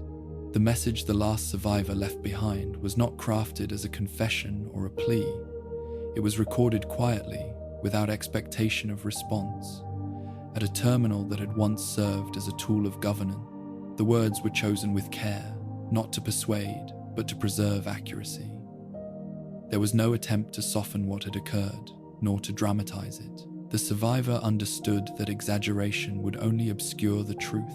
The recording began by identifying the vault and the speaker, not by name alone, but by role. The survivor described themselves as a participant, not an observer, acknowledging years of compliance and silence. This framing mattered. It rejected the comfort of distance. The message did not place blame solely on Vault Tech or the system. It recognized that the system had functioned through human action. The survivor explained the structure of the vault plainly. The overseer elections, the annual requirement, the belief that refusal meant total loss. These elements were laid out without commentary, as if documenting a mechanism rather than a tragedy. The tone was measured, restrained, and deliberate. Emotion was present only in what was not said. When the survivor addressed the sacrifices, the language remained precise. Each death was described as a result of a vote, recorded and accepted. There were no euphemisms, but there was also no accusation. The survivor did not claim coercion absolved responsibility. They stated instead that fear narrowed choice until compliance felt inevitable. The message acknowledged the moment of revelation, when the logs confirmed that the threat had never been real. This discovery was not framed as betrayal alone, but as exposure. The survivor noted that the system had not lied in its operation. It had lied in implication. It allowed belief to do the work of enforcement. In describing the final refusal, the survivor did not celebrate it. They presented it as an end rather than a triumph.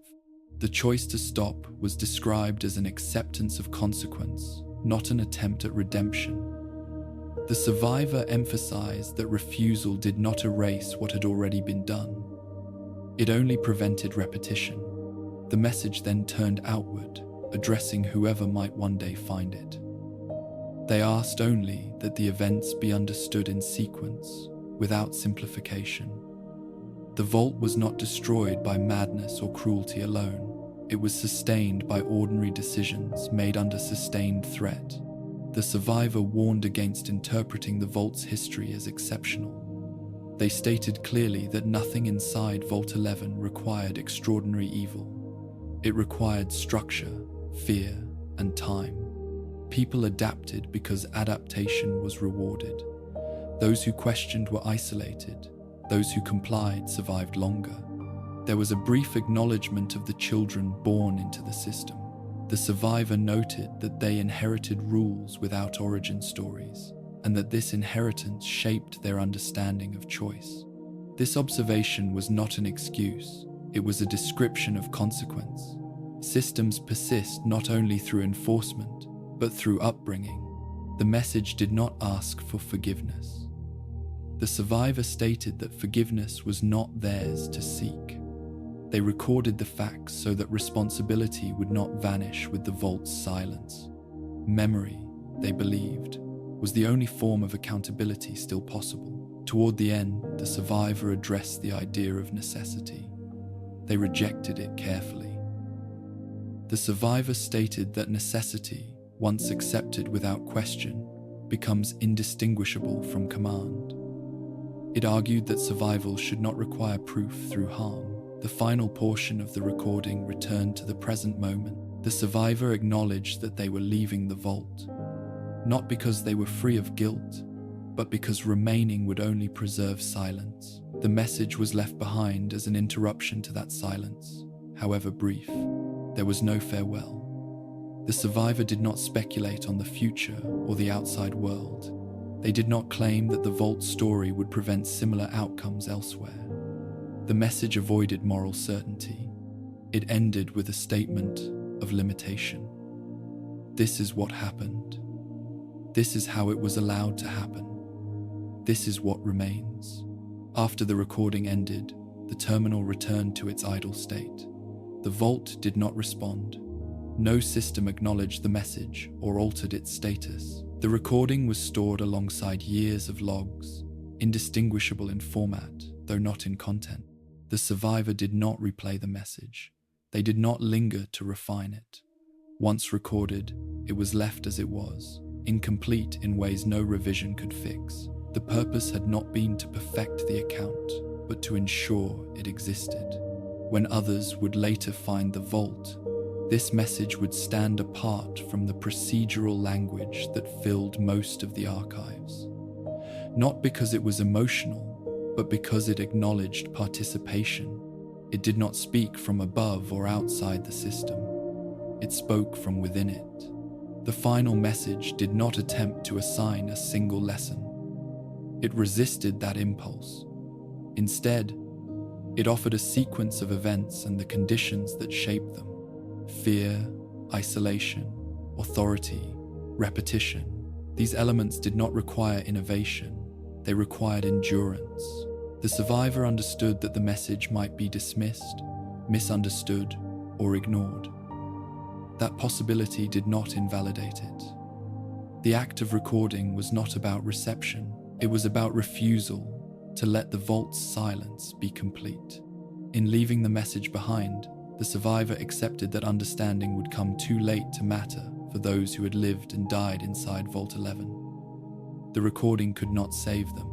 It could only prevent their story from becoming an empty ruin without context. The vault had measured obedience. The message measured responsibility.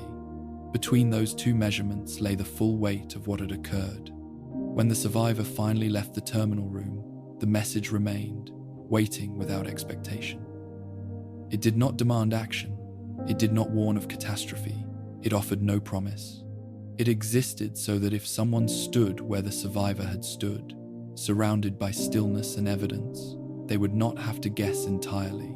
They would know that the silence was not accidental, and that the end of Vault 11 was not the result of sudden collapse, but of choices repeated until there were no choices left to make.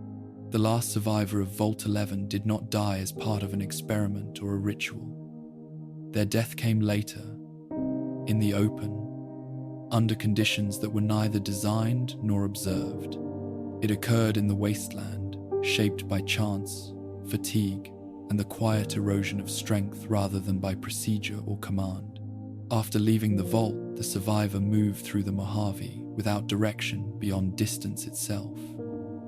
There was no destination in mind, no settlement remembered from stories or map. The vault had taught endurance within boundaries. The wasteland demanded navigation without them.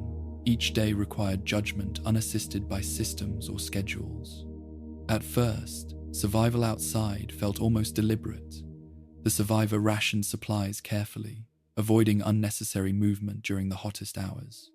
They sought shade, conserved water, and slept in short intervals. These habits were not new. They were adaptations carried over from life underground, repurposed for a harsher environment. Yet the wasteland imposed demands the vault never had. Exposure accumulated. Heat drained energy in ways regulated temperature never could. Sleep was shallow, interrupted by unfamiliar sounds and constant alertness. The survivor's body, shaped by decades of controlled living, struggled to adjust fully. Encounters with others were rare. Distant figures appeared occasionally, but the survivor avoided contact. Trust had been eroded too thoroughly to rebuild quickly. The presence of others no longer signaled community, it signaled risk. The survivor chose solitude, not out of hostility, but out of habit. Food became increasingly scarce. Supplies taken from the vault lasted longer than expected, but not indefinitely. The survivor attempted to supplement them with what the land offered, though their knowledge was limited.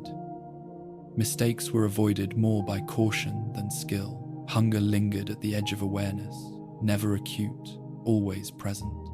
Physical wear manifested slowly. Small injuries healed poorly. Fatigue deepened. The survivor's pace slowed, not through conscious decision, but through necessity. The body no longer responded as it once had. Years of stress had left their mark, weakening resilience. Despite these challenges, the survivor did not express regret for leaving the vault. The open sky, however unforgiving, offered a kind of honesty the sealed corridors never had. Each risk was visible, each consequence immediate. There were no hidden conditions, no delayed punishments tied to belief.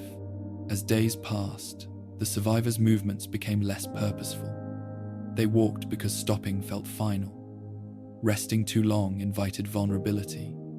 The balance between motion and exhaustion narrowed steadily. At times, the survivor reflected on Vault 11, not with longing, but with distance. The vault felt increasingly unreal, a closed narrative that belonged to another existence.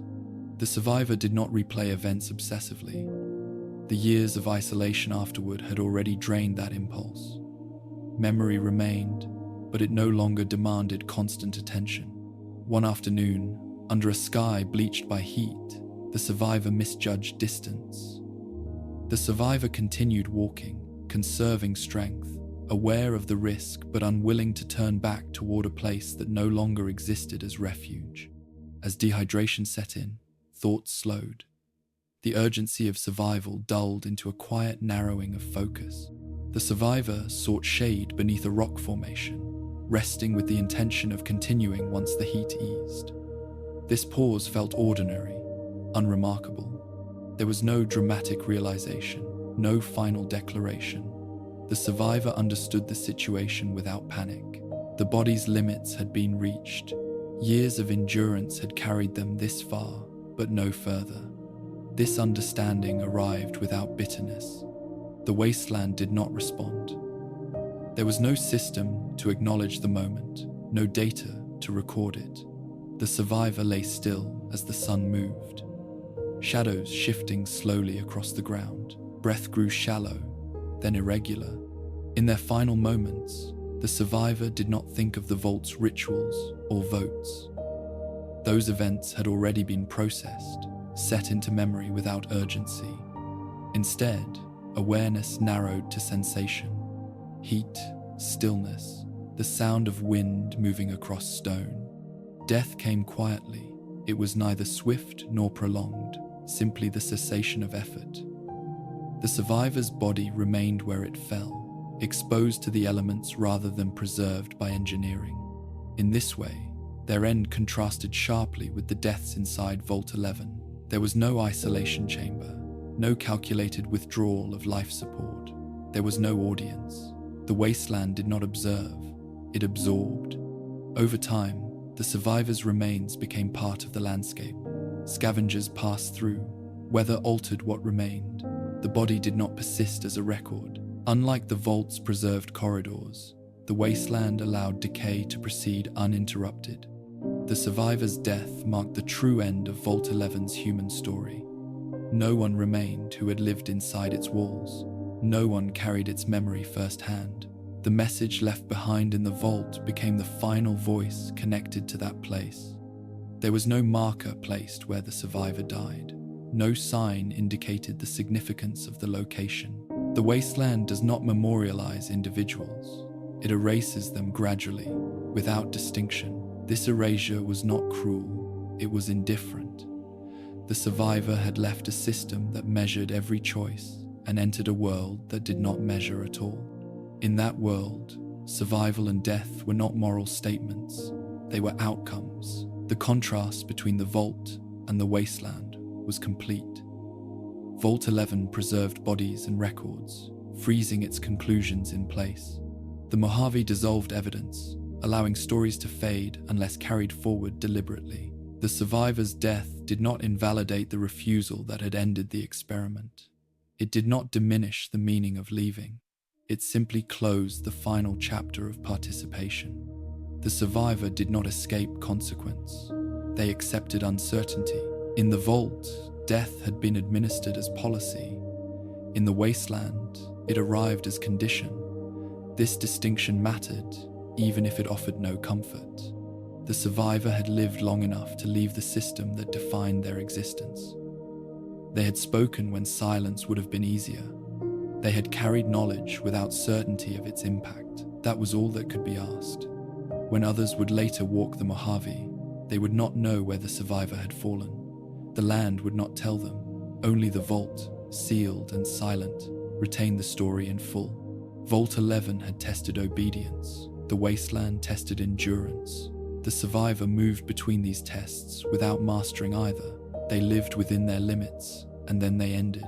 No system recorded the moment. No lesson was extracted. The survivor's death was not data. It was simply the last quiet consequence of a life shaped by fear, choice, and release. And with that, the bizarre story of Vault 11 lost its final living witness, leaving behind only sealed corridors, preserved records, and a message waiting for someone else to listen. Vault 11 remains one of the most revealing structures ever built beneath the earth. Not because of the technology it contained, but because of what it exposed about human systems under pressure. Its halls do not tell a story of chaos or madness. They tell a story of order maintained at extraordinary cost, of stability purchased through gradual compromise rather than sudden collapse. As a system, Vault 11 functioned exactly as designed. Life support remained operational, governance persisted, procedures were followed, elections occurred on schedule.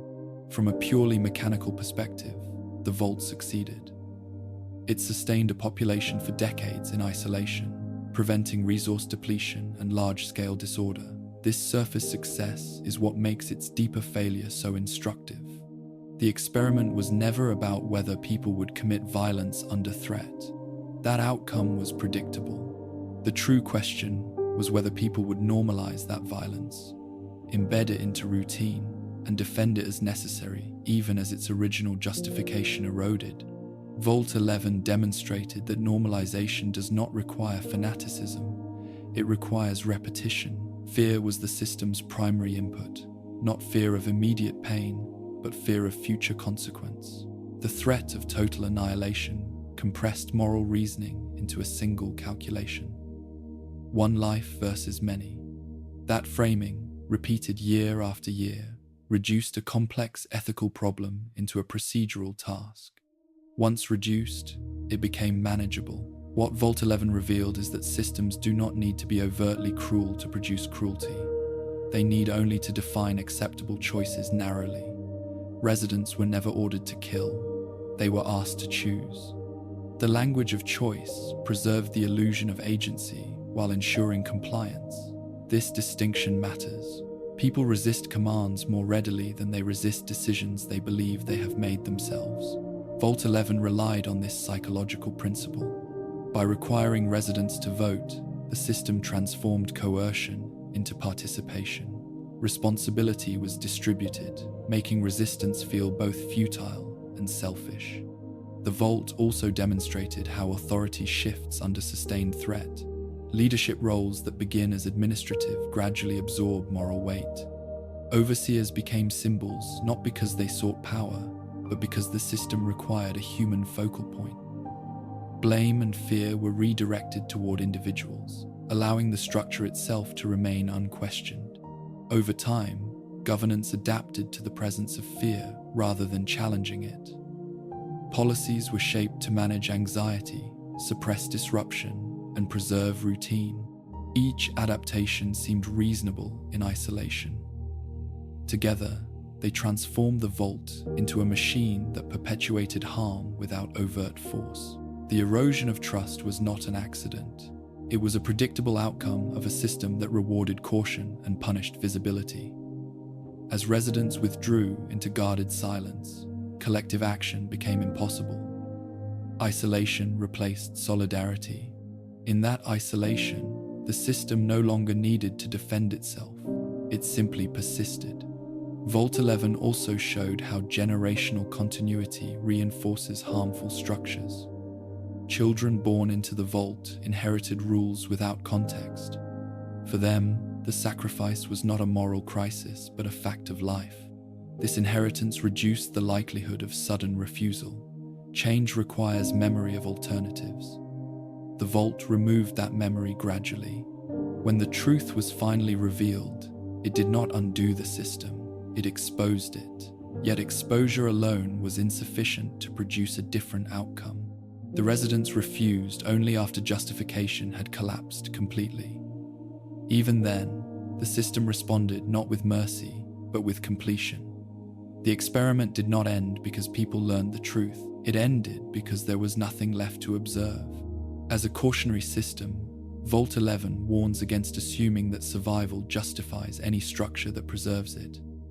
Survival without meaning becomes endurance without direction. Over time, that endurance erodes the very values survival is meant to protect. The Vault also challenges the idea that evil requires intent. Most residents did not seek harm, they sought safety. The harm emerged as a byproduct of choices constrained by design. This makes Vault 11 more unsettling than stories of overt brutality. It suggests that ordinary people, acting within systems that reward compliance, can sustain extraordinary harm without malice. Another lesson lies in the role of procedure. Formal processes lend legitimacy to outcomes, even when those outcomes are deeply wrong. Votes, committees, and logs create the appearance of accountability while obscuring responsibility. Vault 11 shows how easily procedure can replace ethics when the two are separated. The system's final silence reinforces this lesson. After the residents' deaths, the Vault remained intact, orderly, and quiet. There was no visible sign of failure. From the outside, it did not appear broken.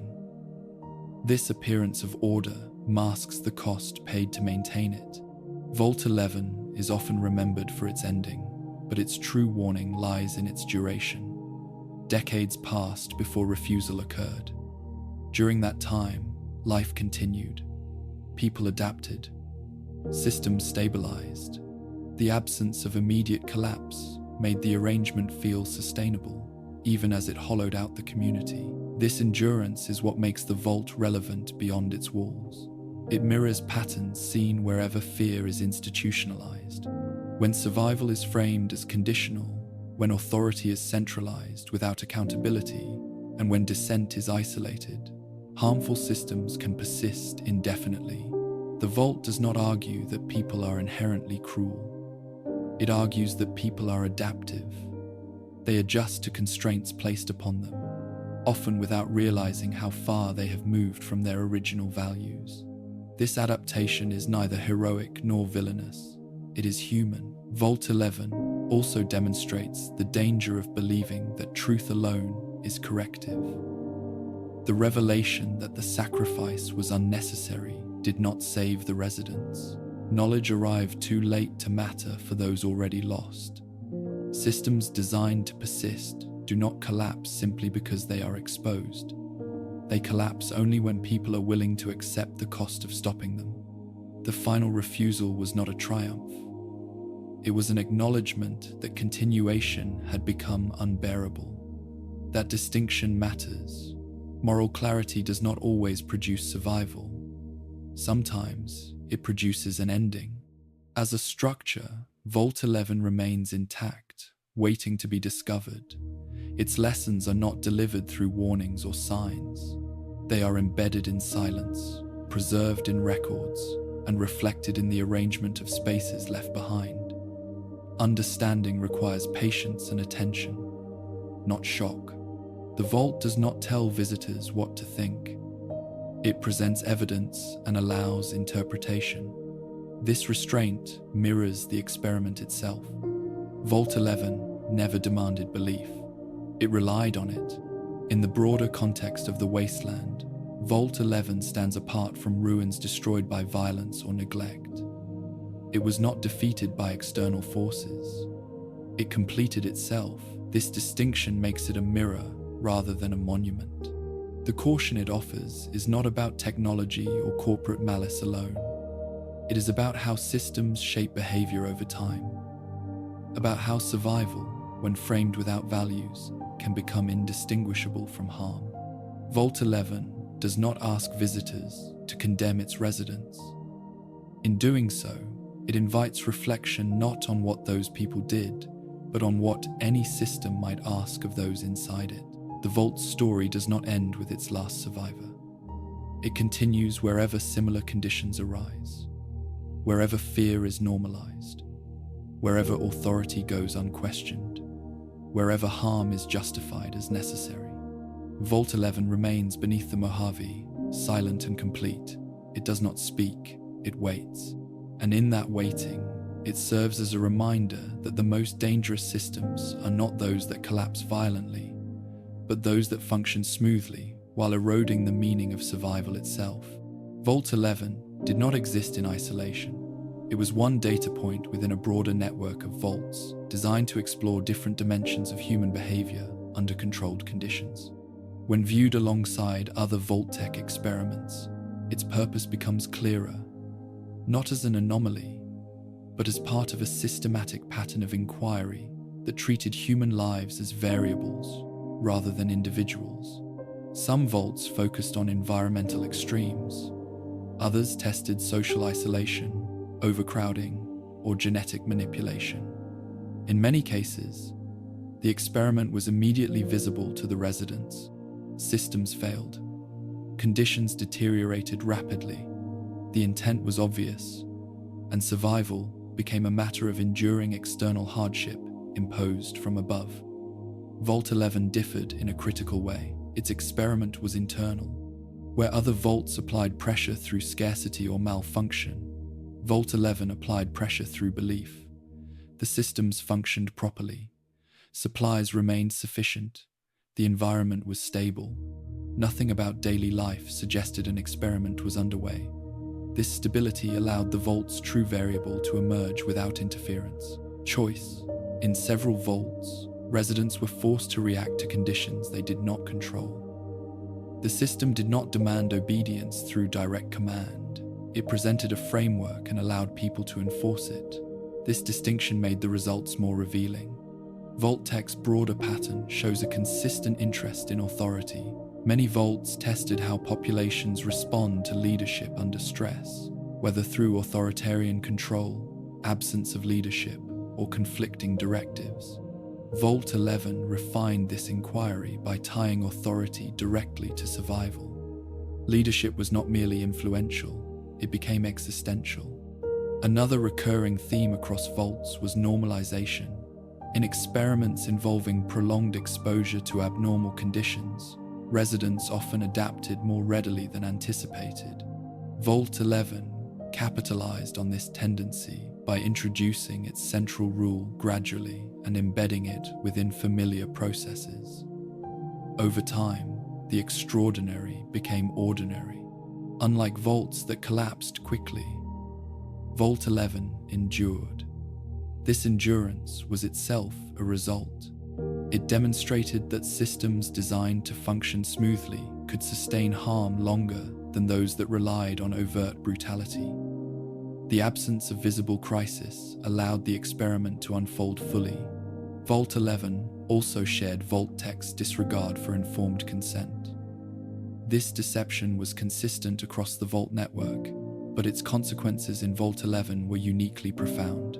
The lie did not merely expose residents to danger, it shaped their moral framework. In other vaults, deception led to chaos or rebellion. In Vault 11, it led to compliance. This outcome would have been particularly valuable to Vault-Tech's analysts.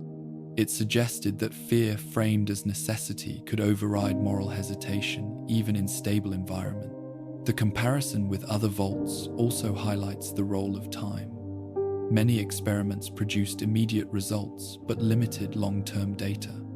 Vault 11 generated decades of observation. It tracked not just initial reactions, but how behavior evolved, normalized, and was transmitted across generations. Few vaults tested intergenerational adaptation as thoroughly. Children born into Vault 11 inherited rules without origin. This inheritance allowed Vault-Tech to observe how values persist when detached from context. The result was a population that accepted harm as tradition rather than crisis. Vault 11's ending also fits within Vault-Tech's broader indifference to outcome. Other vaults were designed to fail, sometimes catastrophically. In those cases, collapse itself was the data point. In Vault 11, refusal marked the conclusion. Survival was never the metric, compliance was. The execution of the residents following refusal underscores this indifference. The system did not pivot or reward moral clarity. It completed its function and shut down.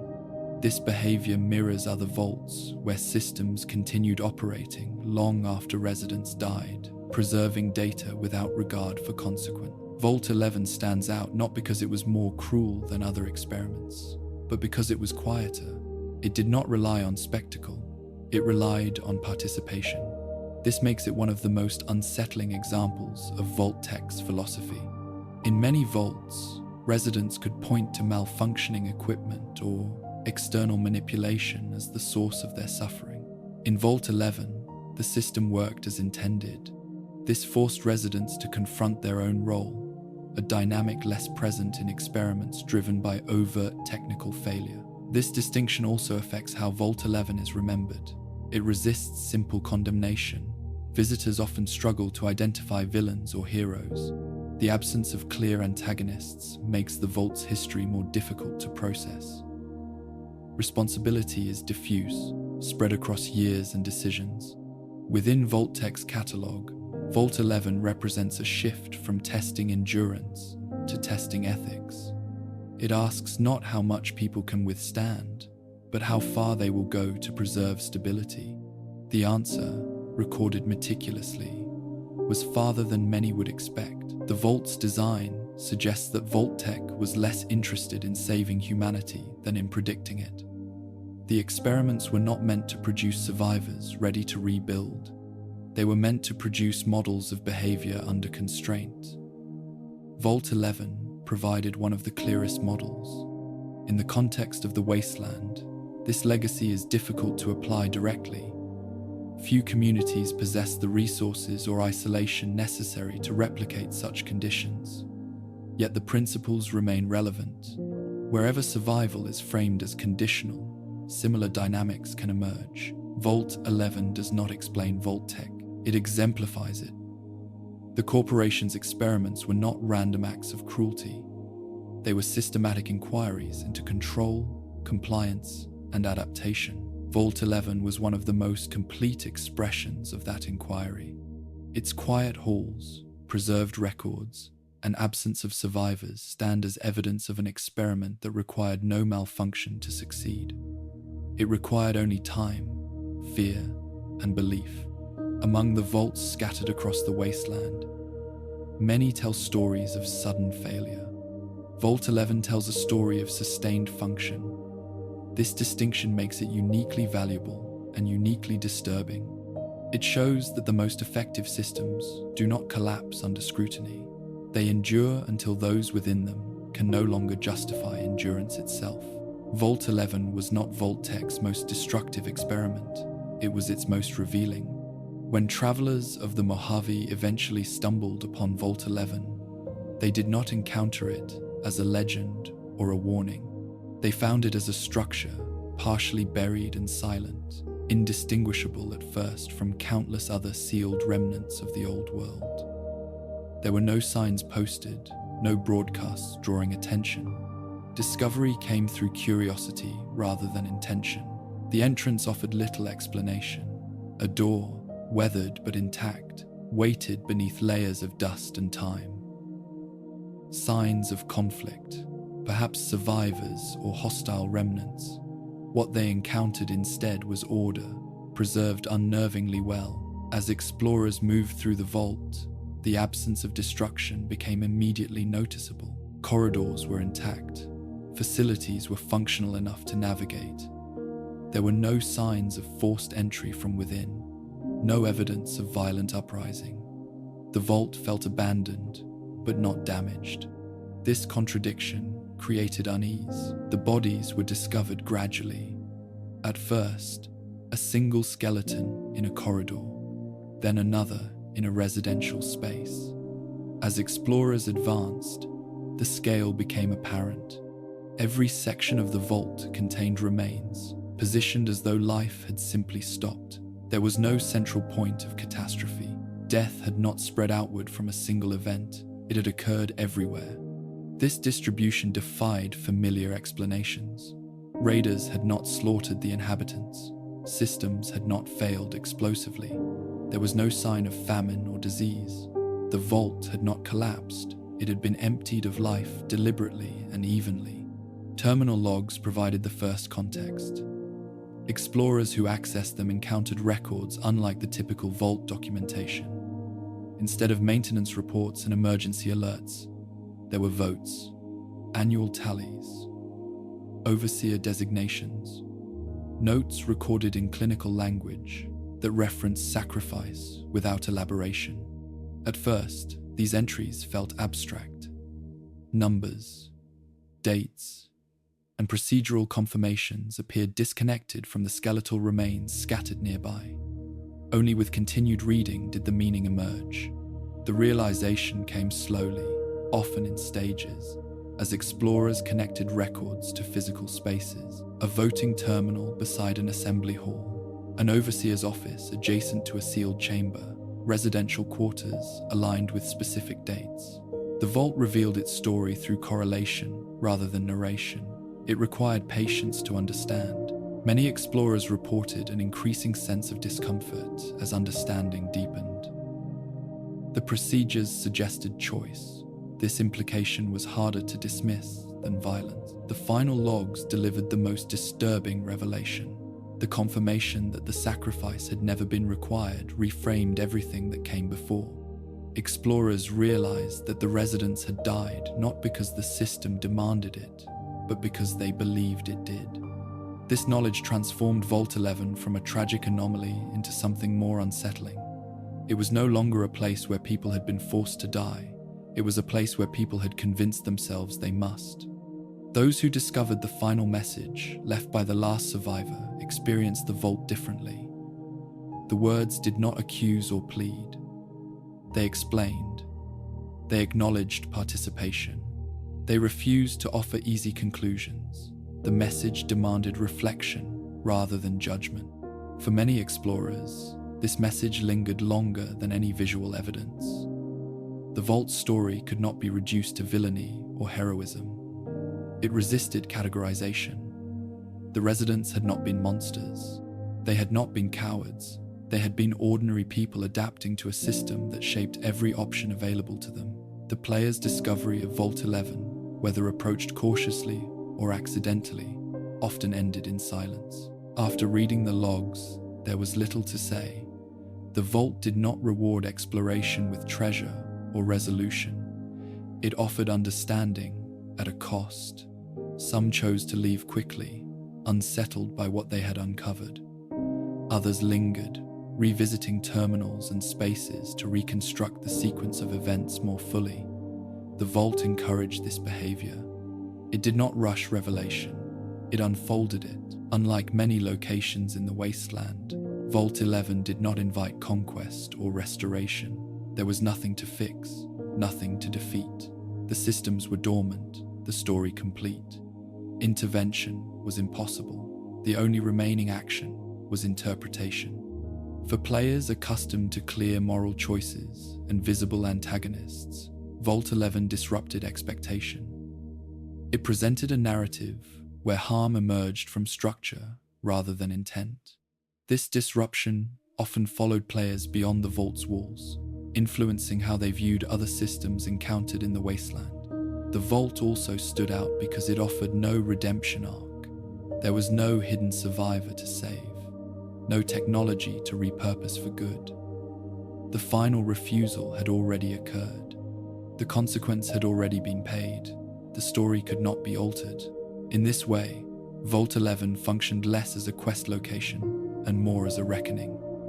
The role of the explorer was not to resolve the vault's tragedy, but to witness it. Many players left Vault 11 changed in subtle ways, not through shock or spectacle, but through recognition. The vault mirrored systems familiar beyond the game world, systems where procedure replaces ethics, where survival justifies harm, where participation diffuses responsibility. Vault 11 did not tell players what to think. It trusted them to connect the pieces. This trust made its impact enduring. The vault's silence after discovery felt heavier than any scripted conclusion. When players emerged back into the Mojave, the world continued as before. Raiders remained dangerous. Settlements struggled. The vault's story did not alter these realities. Its influence was internal, shaping perception rather than outcome. Vault 11 remained behind, unchanged by discovery. It did not react to being understood. It did not reward comprehension. Its purpose had already been fulfilled. For those who found it, the vault became a reference point, not a warning delivered loudly, but a question left unanswered. How many systems persist because they function smoothly? How many people participate because the cost of refusal feels too great? The vault offered no comfort. It offered clarity, and in doing so, it became one of the most quietly powerful places in the wasteland. Vault 11 forces a question that cannot be resolved by assigning blame to a single person or moment. Responsibility inside the vault was not concentrated in one hand. It was dispersed, layered, and renewed year after year through participation. This diffusion made guilt both collective and difficult to confront. No resident acted entirely alone. Each sacrifice required agreement, process, and acknowledgement. Even those who opposed the outcome were implicated by presence within the system. Silence carried weight. Abstention was recorded.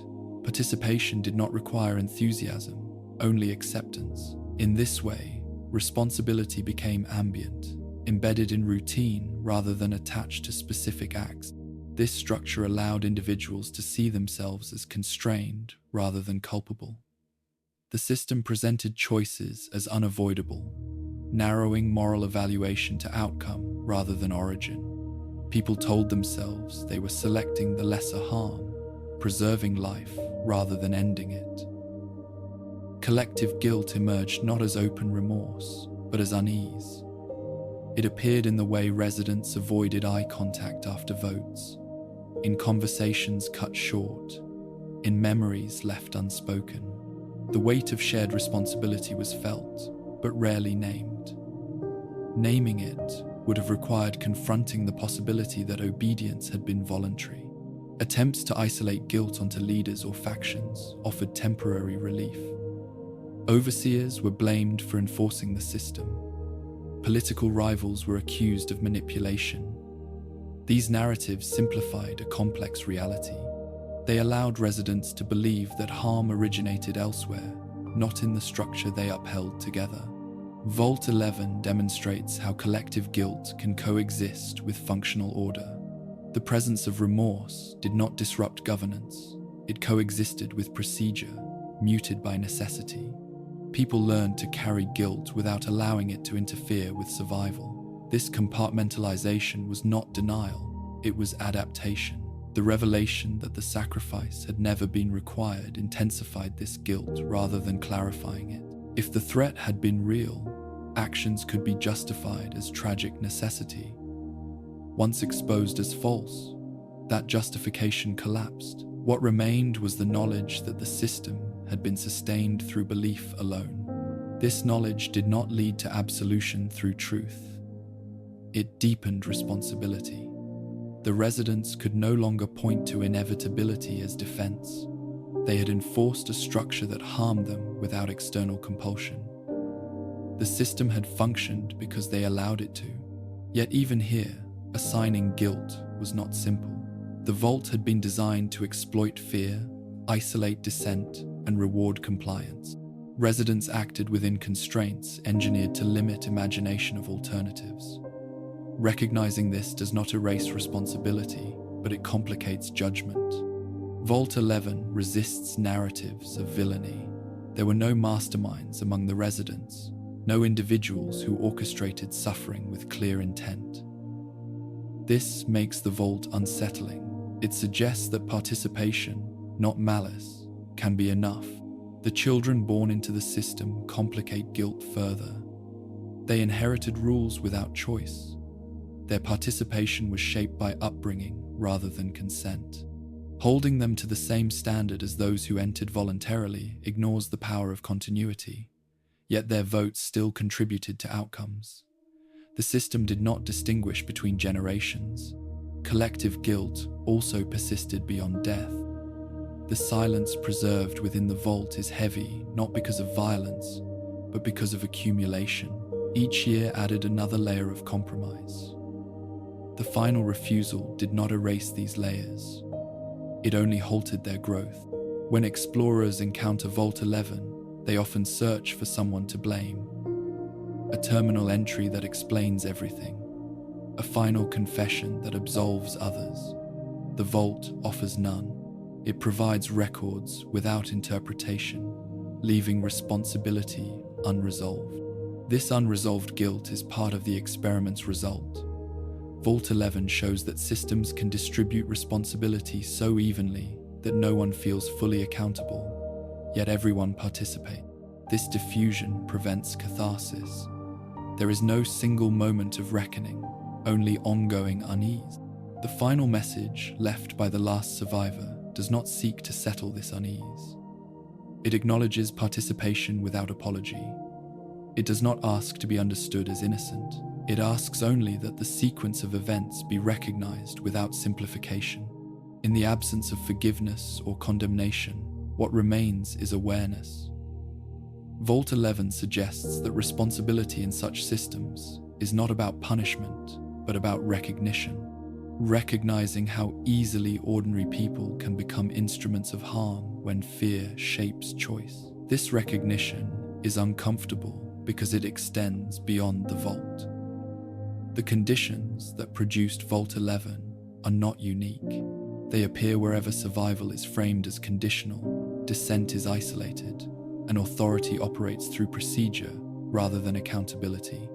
Collective guilt, in this context, is not a failure of character, it is a consequence of structure. But acknowledging structure does not eliminate responsibility, it reframes it. Responsibility becomes something shared, ongoing, and difficult to discharge. Vault 11 does not offer a solution to collective guilt. It does not show how to resolve it cleanly. It demonstrates how such guilt accumulates when systems persist without challenge. The vault's residents did not escape their responsibility through death. their choices remain preserved in records and space. The guilt does not dissipate with time. It waits, embedded in the environment, accessible to anyone willing to look closely. In this way, Vault 11 transforms guilt into a kind of witness. It does not accuse, it remains present. It invites reflection rather than judgment. The lesson is not that people should refuse all systems. It is that systems that demand harm as proof of order distribute guilt deliberately. They ensure that no one can claim innocence, and no one can claim control. Vault 11's most enduring legacy is not the number of lives lost, but the way those losses were shared, normalized, and justified collectively. This legacy cannot be undone. It can only be understood. And understanding, in this case, does not absolve, it cautions. Vault 11 occupies a distinctive place within the broader themes that define the Fallout universe.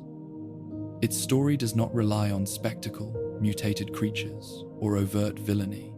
Instead, it explores the quieter consequences of systems that prioritize control over humanity, a theme that runs beneath nearly every ruined city and broken institution scattered across the wasteland.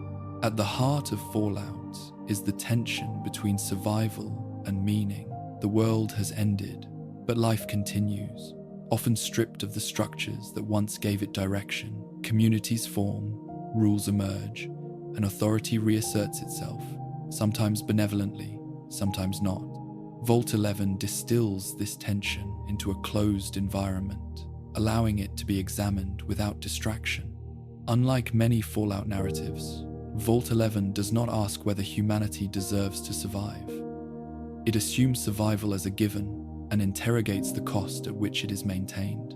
The Vault presents a society that endures not through strength or cooperation alone, but through ritualized harm, justified as necessity. This focus aligns closely with Fallout's recurring critique of institutions that sacrifice individuals for abstract ideals. The Vault also reflects Fallout's skepticism toward authority. Pre-war governments, corporations, and military structures are often portrayed as prioritizing power and control over human welfare. Vault 11 mirrors this dynamic internally. Authority emerges not as a source of protection, but as a conduit through which fear is administered and normalized. Fallout frequently explores how technology amplifies moral distance. Automated systems carry out actions without emotion, allowing human actors to defer responsibility. In Vault 11, this distance is critical. The Vault's machinery enforces outcomes without commentary, creating a buffer that allows residents to participate without confronting the full weight of their actions directly.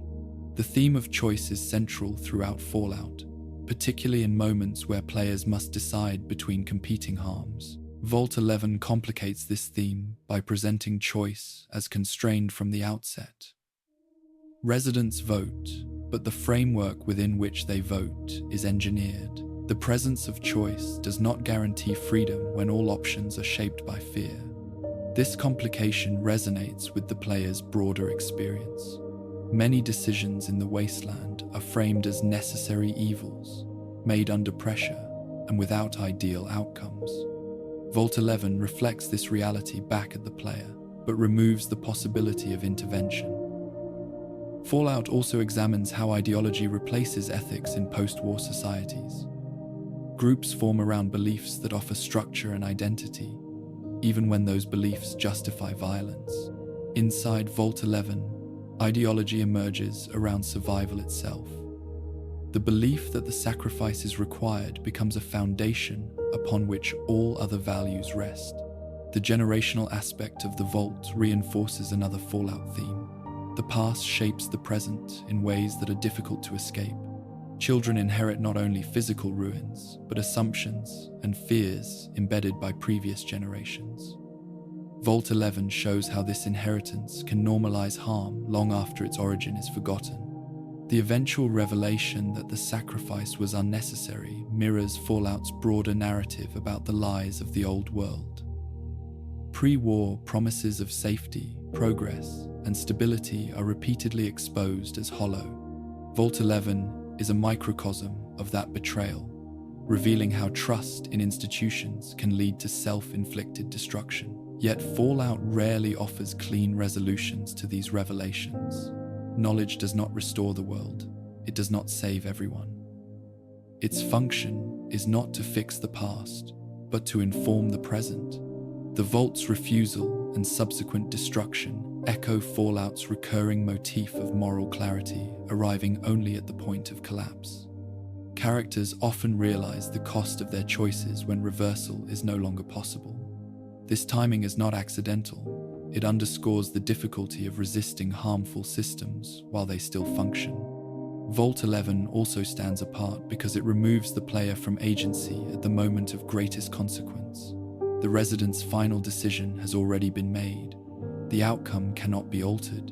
This absence of control forces reflection rather than action, aligning with Fallout's occasional willingness to let stories stand unresolved. In many Fallout locations, violence is immediate and visible. Vault 11's violence is administrative, distant, and procedural. This distinction highlights a broader truth within the series. The most enduring harm often arises not from chaos, but from order. The Vault's story complements Fallout's exploration of humanity's capacity for adaptation. This adaptability is neither praised nor condemned outright. It is presented as a fact, one with dangerous implications. Vault 11 also reinforces Fallout's central irony. Humanity survives the apocalypse, but often recreates the structures that led to its downfall. Control, fear, and obedience resurface even in the absence of global institution. The Vault shows how quickly these dynamics can re-emerge when framed as necessary. The quiet nature of Vault 11's tragedy aligns with Fallout's most unsettling moments. There is no grand battle, no singular villain to defeat. There is only a system functioning smoothly, right up until it ends itself. This quietness lingers longer than spectacle ever could. Through Vault 11, Fallout suggests that the greatest threats to humanity are not external forces, but internal systems that go unexamined because they appear to work. The Vault does not collapse from malfunction. It collapses from compliance. In this way, Vault 11 does not simply tell a story within Fallout's universe. It articulates one of its core philosophies, that survival without reflection can become indistinguishable from harm, and that systems designed to protect can become instruments of destruction when fear is allowed to govern unchecked. The Vault's place in Fallout lore endures because it asks players to confront these ideas without offering resolution. It does not teach through victory or defeat. It teaches through absence, through what remains after all choices have been exhausted. Vault 11 is not memorable because it shocks. It is memorable because it feels plausible. It feels like a system that could exist wherever fear, authority, and time intersect. Within Fallout's vast wasteland, filled with noise, conflict, and decay, Vault 11 speaks quietly, and in that quiet, it echoes some of the most enduring questions the series continues to ask. Vault 11 endures in memory not because of how it ends, but because of how long it lasts. Many stories in the wasteland are defined by sudden violence, by moments where everything breaks at once. Vault 11 is different. Its tragedy unfolds slowly, stretched across years, allowing ordinary life to continue alongside extraordinary harm. This duration is what makes it difficult to forget. Visitors often expect the most disturbing stories to announce themselves immediately. Vault 11 resists this expectation. At first glance, it appears orderly, even calm.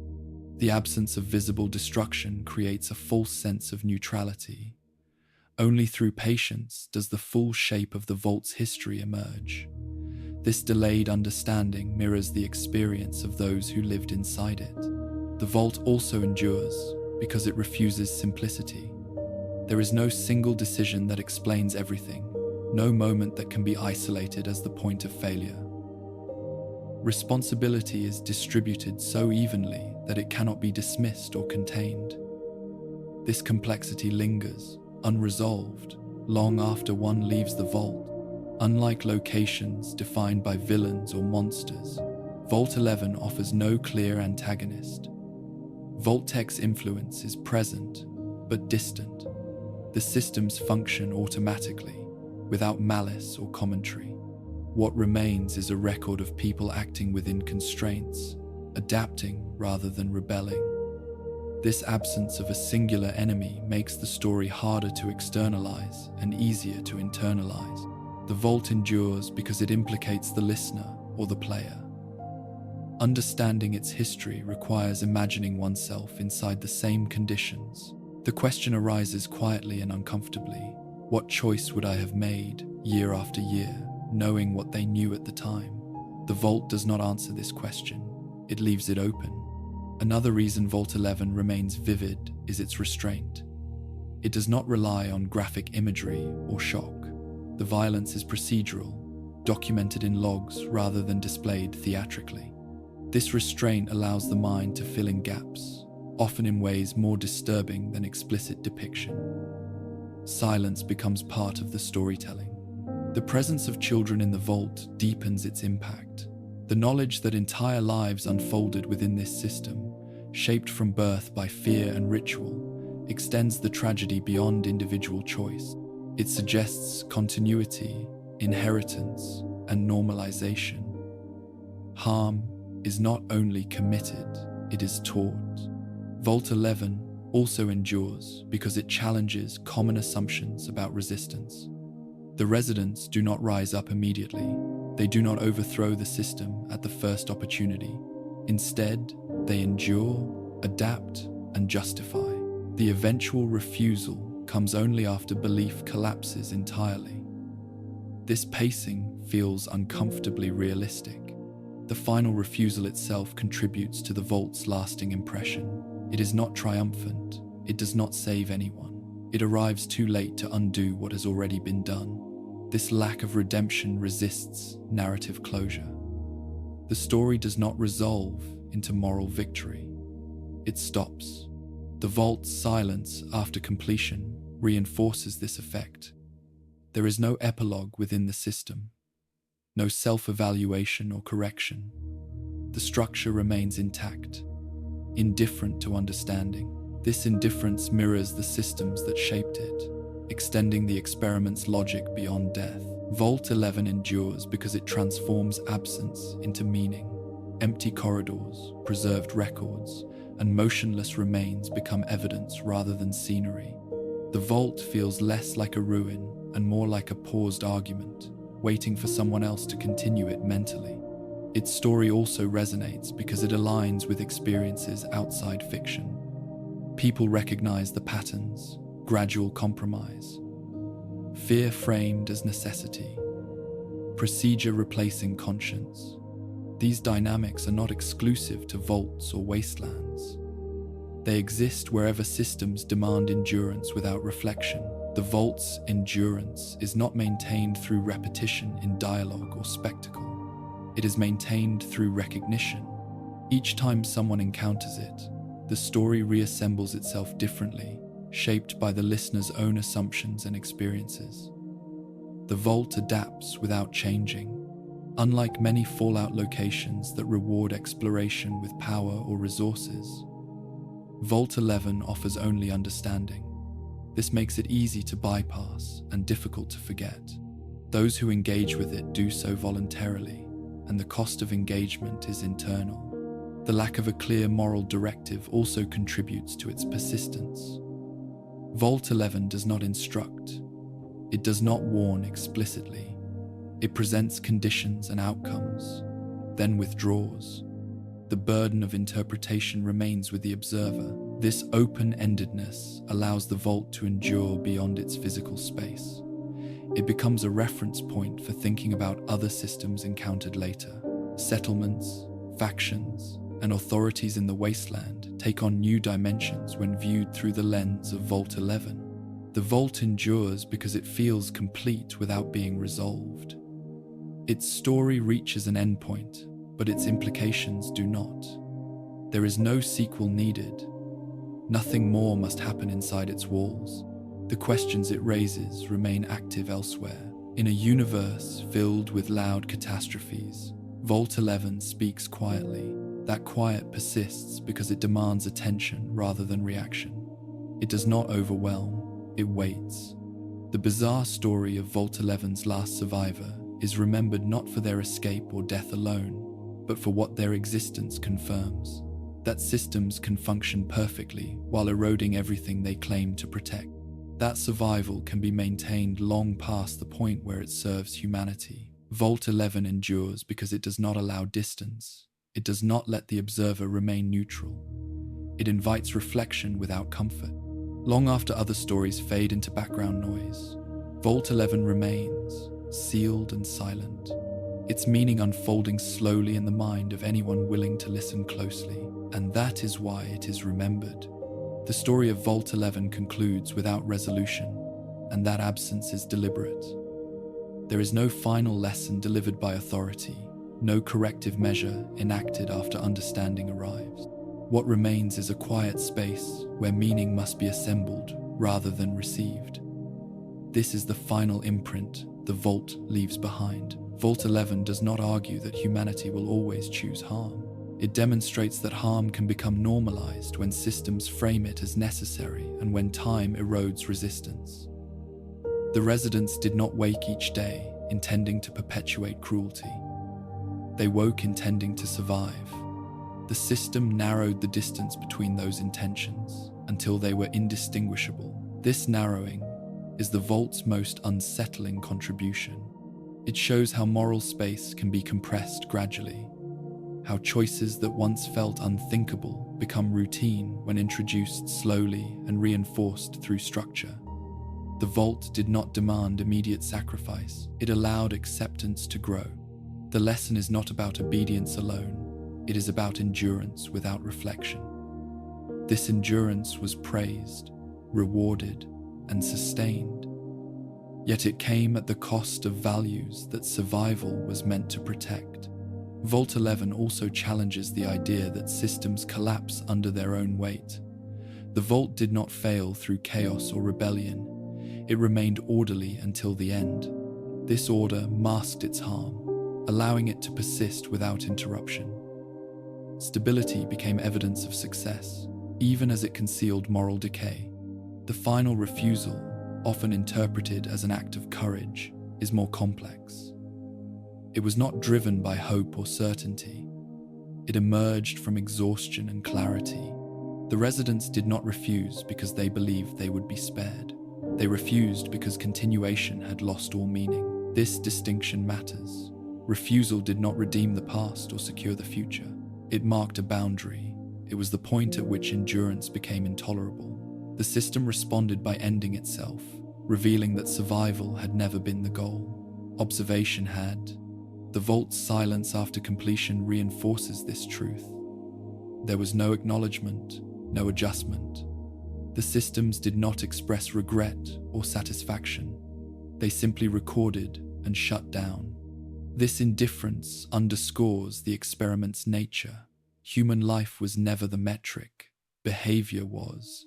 Vault 11 leaves behind no survivors to reinterpret its history. The last person to leave carried the story outward briefly, then vanished into the wasteland. What remains is preserved space and recorded data, waiting without expectation. The Vault does not seek to be understood. It allows understanding. For those who encounter it, the Vault offers no instruction manual. It does not explain how to avoid similar outcomes. It presents conditions and consequences. The responsibility of interpretation rests with the observer. This transfer of responsibility is intentional. The Vault's work is complete. The broader implication extends beyond its walls. Vault 11 suggests that systems capable of sustaining life can also sustain harm indefinitely if their operation goes unexamined. Function is not proof of virtue.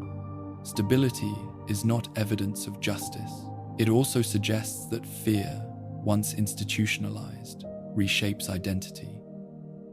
Roles, factions, and routines formed around the sacrifice, embedding it into daily life. The system lived through them. This integration is why the Vault's story resists easy condemnation. Blame cannot be assigned cleanly without ignoring structure. Sympathy cannot be extended without recognizing participation. Vault 11 occupies the uncomfortable space between victimhood and agency. The Vault's final state reflects this ambiguity. It is not a ruin marked by violence. It is a preserved environment marked by absence. The lack of destruction suggests intention rather than accident. Everything is where it was meant to be when the experiment ended. In this preserved stillness, the Vault becomes a mirror. Those who walk its corridors bring their own assumptions and fears. The story unfolds differently, depending on what one is willing to see. Some focus on Vault Tech's deception, others focus on the residents' choices. Both are present, neither is sufficient alone. Vault 11 does not ask whether the residents should have known better. It asks what knowing better requires. Knowledge arrived eventually. It did not save them. This challenges the belief that awareness alone is corrective.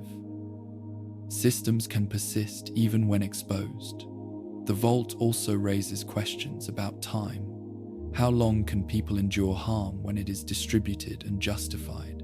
How long before normalization erodes outrage? The answer, recorded here, is longer than most would expect. In the end, Vault 11 is not a story about a single survivor or a single decision. It is a story about accumulation. Small choices layered over years. Procedures repeated until they feel natural. Fear carried forward until it feels permanent. The bizarre nature of Vault 11 lies not in its extremity, but in its plausibility. Nothing inside the vault required supernatural force or extraordinary evil. It required design, isolation, and belief. These elements are common. Their combination is dangerous. The vault's quiet conclusion offers no comfort.